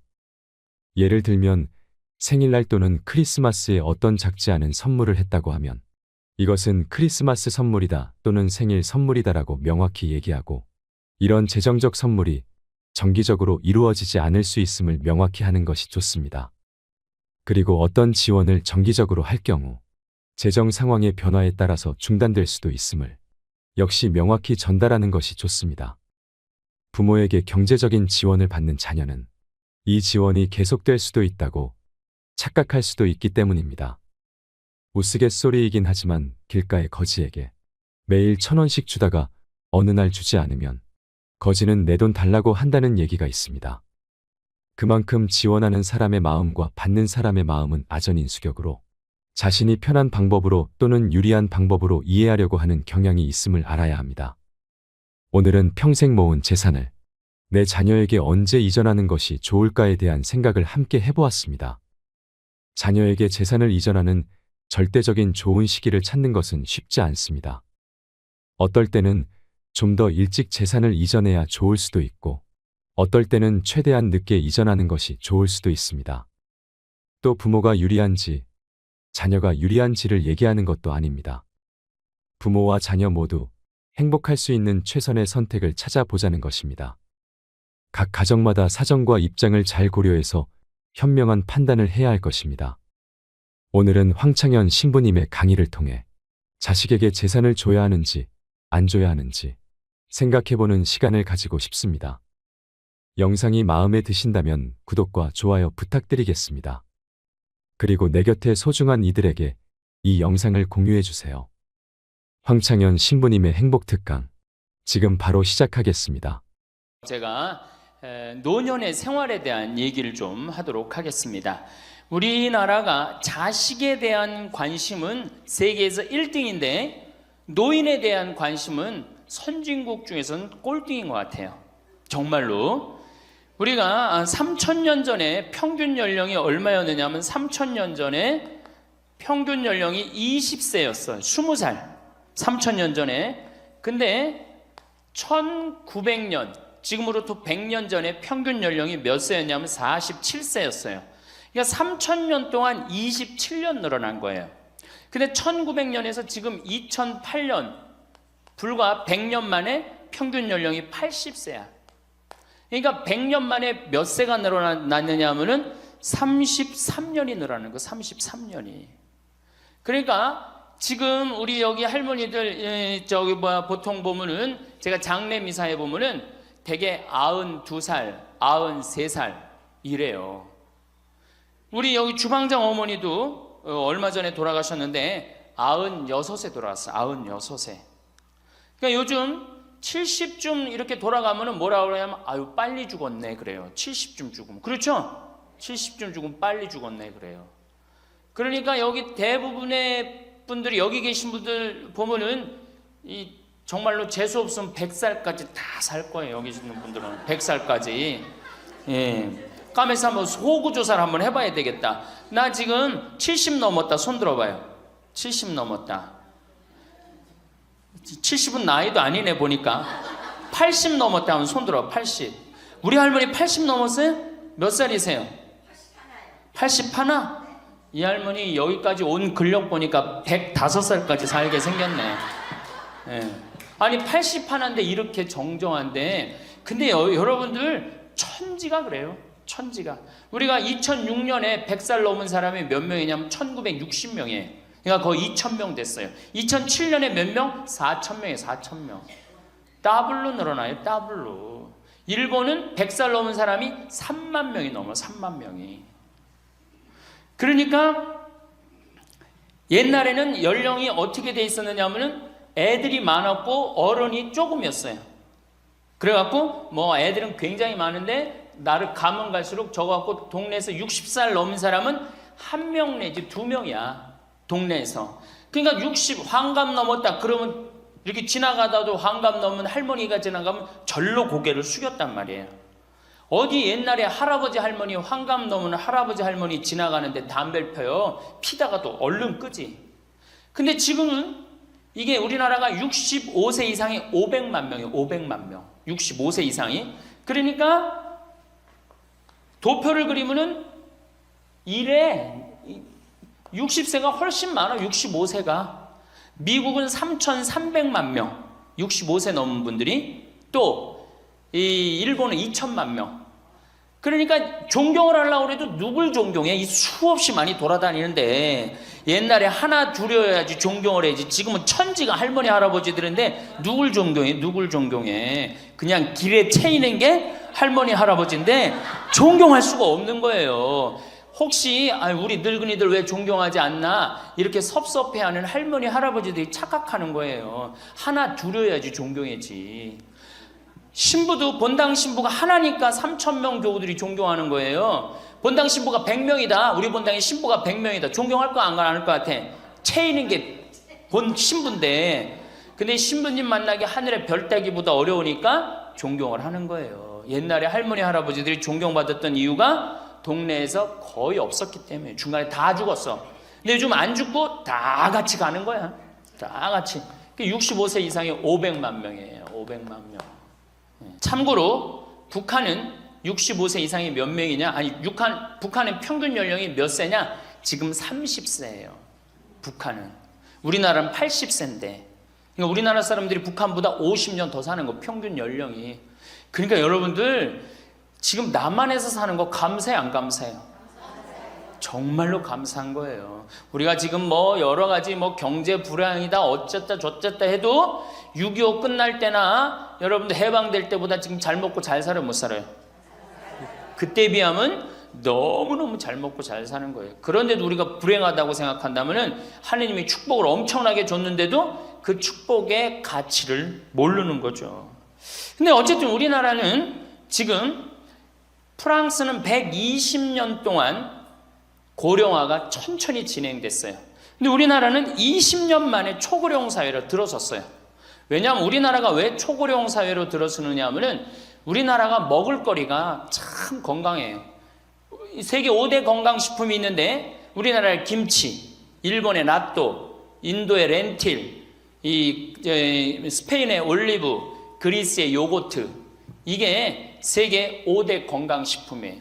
근데 그 중에 우리나라 식품이 뭐가 있어? 김치가 있단 말이야. 근데 인도의 렌틸이나 일본의 나또가 뭘로 만드냐면 콩으로 만드는 제품이에요. 근데 우리나라 콩으로 만드는 제품이 뭐가 있어? 된장, 간장, 고추장, 그리고 더 기가 막힌 건 뭐예요? 청국장 있잖아요. 청국장. 이 좋은 걸 먹으니까 죽어요, 안 죽어요? 안 죽는 거예요. 그러니까 다른 나라 120년 동안 가는 초고령 사회를 우리는 몇 년 만에 가는 거예요? 20년 만에 지금 가고 있어요. 제가 병자성사를 가보면은요, 보통 95살 먹은 어머니를 며느리가 이렇게 모시면 며느리가 몇 살이냐면 70살이야, 70살. 그러면 내가 병자성사를 가면 이렇게 누워있는 할머니, 그야말로 누워서 이렇게 죽 5년, 10년 받아먹는 할머니, 이렇게 며느리가 손을 잡고 뭐라고 그러는지 아세요? 엄마, 왜 이렇게 안 죽어? 엄마가 빨리 죽어야지. 엄마도 덜 고생하고 나도 덜 고생하지. 그 보는 앞에서 죽으랜다니까요. 손잡고. 그리고 꼭 하는 말이 있어요. 엄마가 빨리 죽어야지 우리 신부님도 그만 고생시키고. 병자성사 맨날 오니까 신부님 고생한다 이거지. 그러니까 살아있는 게 다 고생이라는 거지. 본인도 고생, 며느리도 고생, 병자성사 오는 신부님도 고생. 그러니까 늘 고생한다니까. 엄마 빨리 죽으라고 그러는 거예요. 공자님께서 2500년 전에 뭐라고 그랬냐면은 너희는 부모의 나이를 꼭 기억해두라 그랬어요. 부모가 살 날이 얼마 남지 않았으니까. 그래갖고 내가 그 얘기를 듣고 부모님 나이를 기억하다가요, 요즘은 60 넘어서 기억하기 시작했는데 요즘 포기했어요. 헷갈려. 몇 살인지 78인지 79인지 왔다 갔다 해요. 아마 내가 이렇게 많은 분들 지금 어머니 나이 몇 살이냐면 헷갈리는 사람들 많더라고요. 83인지 4인지 왔다 갔다 하는 거죠. 쉬다 지쳐서 포기하는 거예요. 제가 능평성당에 그 봉송체를 갔는데 이 할머니를 92살서부터 봉송체를 다녔는데 이 할머니 기억력이 기가 막혀요. 전달 봉송체 온 날 정확하게 기억해요. 날짜 요일까지.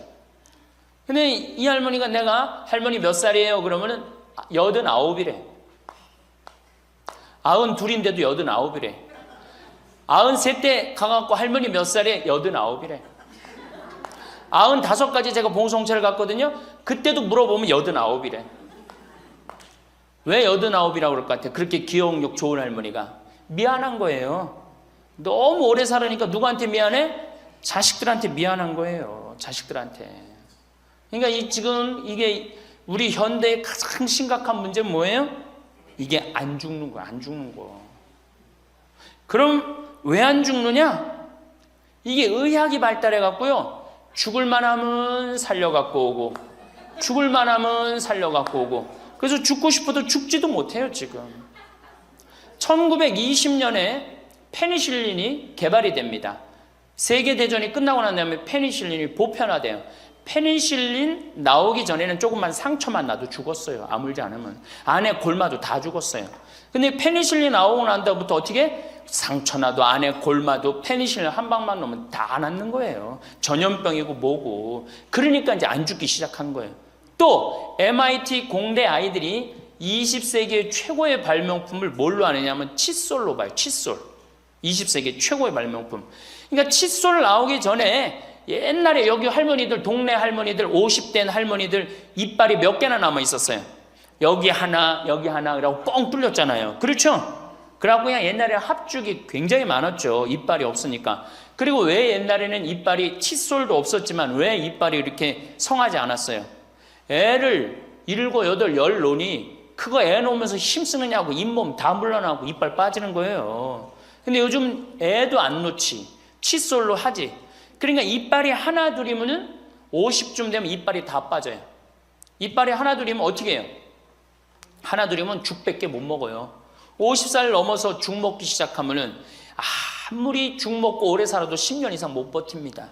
그 옛날에 환갑을 못 넘겼던 거예요. 근데 요즘 칫솔이 있어갖고 이빨이 온전한 할머니들 천지예요. 또 요즘은 의술이 발달해갖고 어떻게? 치과에 가갖고 틀니 다 해놓지. 또 이 해놓지. 요즘 또 임플란트까지 하지. 그러니까 이빨이 그냥 80이 돼도 다 튼튼한 거야. 이빨이 튼튼하니까 일주일에 한 번씩 고기를 꼭꼭 씹어 먹는 거예요. 죽 먹던 시대하고 고기 먹는 시대하고는 이건 틀리는 거예요. 매일 단백질을 공급해 주니까 죽어요, 안 죽어요? 안 죽는 거예요. 그래서 지금 어떻게? 굉장히 오래 사시는 거예요. 그리고 요즘 또 어떻게? 옛날에는 운동이 어딨어. 옛날에는 밭에 나가서 일하고 그냥 늘 힘들게 살았잖아요. 그러니까 옛날에는 맨날 나가서 고생하고 이빨 없지. 그러니까 어떻게?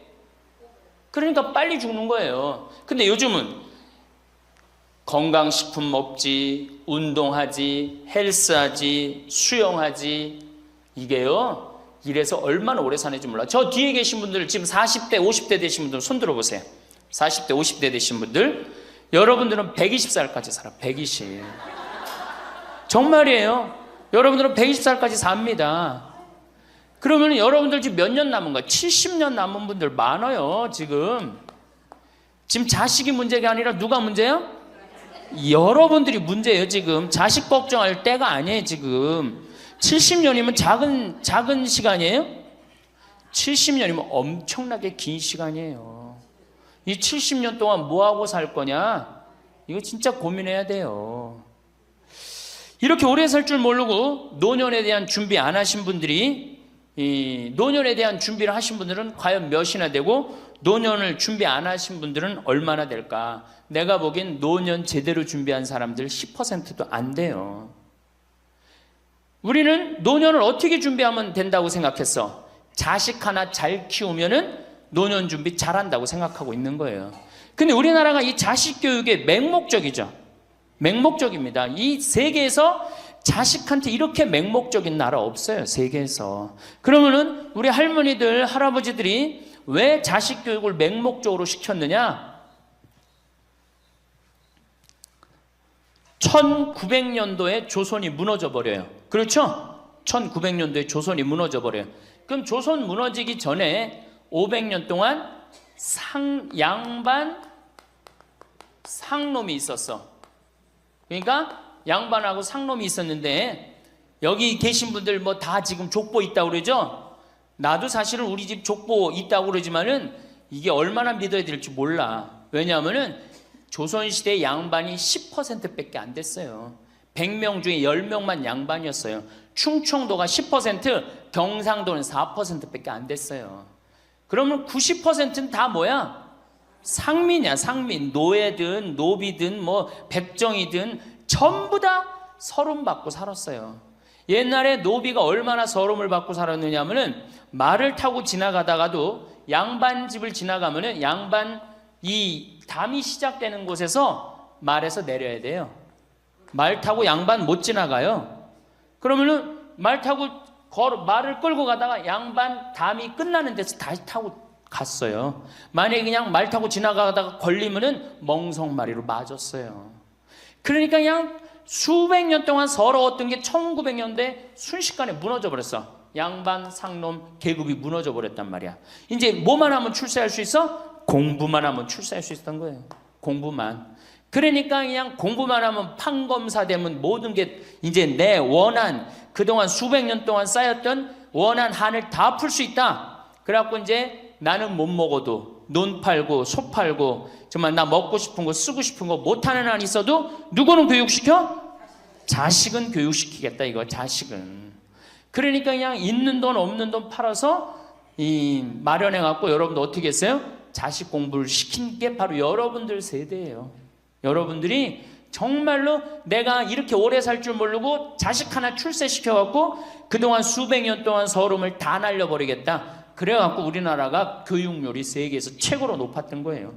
근데 지금 젊은 사람들은 왜 그러는지도 모르고 지금은 무조건 그 전통을 이어받아 갖고 자식한테 미쳐서 교육을 시키는 거고, 지금 젊은 사람 30대 40대는 할머니 할아버지들 세대는 그 서름을 날려버리고 싶어서 자식을 교육을 시켰던 거예요. 그렇게 이렇게 있는 돈 없는 돈 다 들여갖고 자식을 출세를 시켰어. 출세를 시키면 호강할 줄 알았는데 자식이 출세하면은 호강합니까 안 합니까? 제가 이제까지 사목 경험에 의하면은 출세한 자식일수록 부모를 더 안 모십니다. 출세한 자식일수록.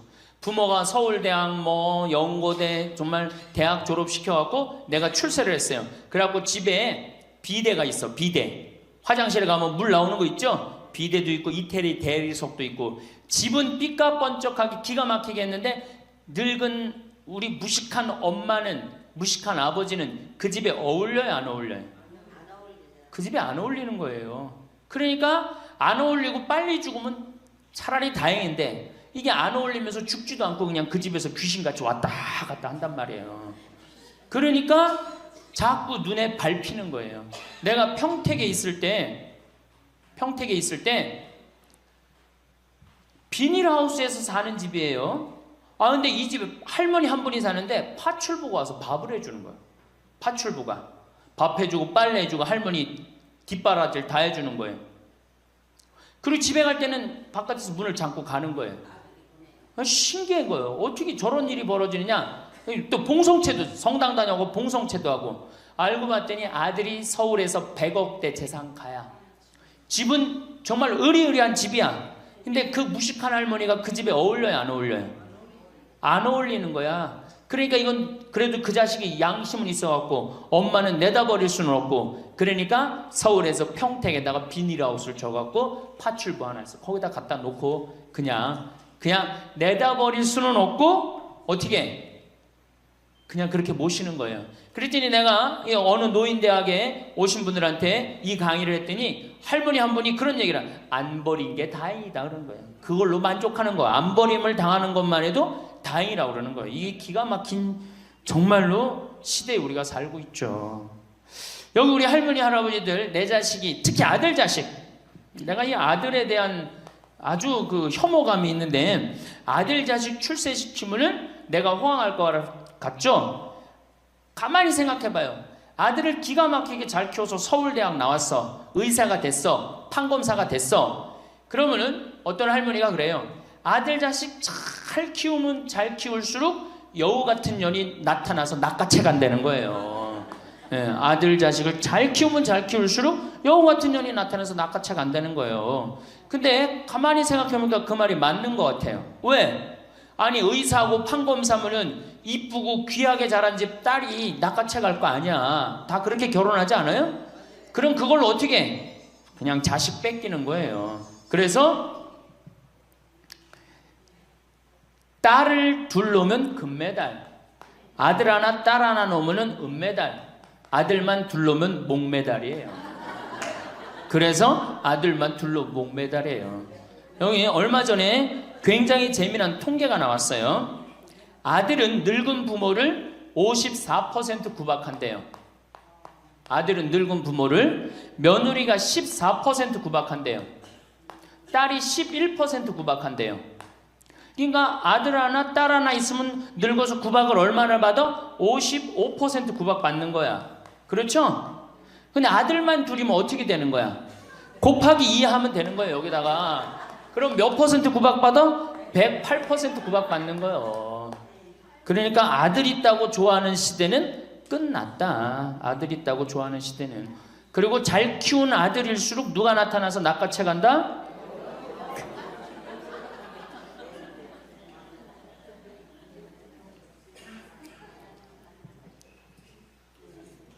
물론 아들이라고 다 불효자는 아니에요. 물론 제가 이렇게 목욕탕 이렇게 가보면은요, 정말 기가 막힌 아들을 많이 봐요. 80, 90된 아버지를 60된 아들이 모시고 와갖고 다 때 밀어드리고, 그 다음에 온탕에 들어갈 때도 손 한번 대보고 아버지 여기 괜찮다고 그러고, 끝나면 또 온몸에 로션 다 발라주고, 이 옷 입혀가는 그런 자식들 참 많이 봐요. 기가 막힌 효자들도 있어요. 또 음식점에 가보면은 큰 늙은 그냥 꼬부랑 할머니 모시고 와갖고 고기 구워서 입에 넣어드리는 자식들도 참 많이 봐요. 그렇게 효도하는 자식들도 있는데 그 몇 퍼센트냐? 10% 이상 넘지 않을 거려. 우리 집도 이 둘째 아들이 기가 막힌 효자예요. 내가 봐도 참 효자예요. 좋은데 구경시켜드린다고 다 그 시와오 그 저기 뭐야 갈대숲 그리고 회도 사드리고 시간 되면 여행도 모시고 기가 막혀요. 근데 그런 아들이 몇이나 되겠느냐? 제가 보기에는 그렇게 많지 않아요. 황창현 신부님의 강의가 어떠셨나요? 저는 출세한 자식일수록 부모를 더 안 모신다는 이야기가 정말 충격적이었는데요. 100억 부자인 아들이 자신의 엄마를 비닐하우스에 살게 하면서 자식된 도리를 한다는 것이 고작 파출부를 보내주는 거라니 정말 이해가 되지 않았습니다. 그리고 황창현 신부님께서 말씀하신 이야기 중에 아들은 늙은 부모를 54% 구박하고 며느리는 14% 구박하고 딸이 11% 구박한다는 통계를 보니 나이 들어서 구박 안 받고 살려면 어떻게 해야 하나 고민해 봐야겠다는 생각이 들었습니다. 이럴 때 내 재산이라도 있으면 구박 안 받고 당당하게 살 수 있지 않을까 하는 생각도 들었습니다. 여러분은 자식에게 재산을 물려주는 것에 대해 어떻게 생각하시나요? 황창현 신부님께서는 자식한테 물려줄 생각하지 말아라고 합니다. 여러분들이 만약에 70살에 다 살았다고 생각하고 자식들한테 재산을 물려주는 순간 여러분들은 자식 잃어버리고 재산 잃어버리고 인생 잃어버리는 거라고 말하십니다. 70살에 자식들한테 재산을 주면 자식이 계속 용돈 주고 찾아올 것 같은지 되묻습니다. 용돈도 안 주고 찾아오지도 않는 것이 현실이라고 하죠. 10월 2일 노인의 날에는 불효자 방지법이 발의가 됐다고 합니다. 불효자 방지법을 들어보셨나요? 불효자 방지법이 뭐냐 하면 내가 집도 주고 재산을 다 줬는데 자식이 용돈도 안 주고 찾아오지도 않으면 내가 준 재산, 내가 준 집을 다시 찾아올 수 있는 법입니다.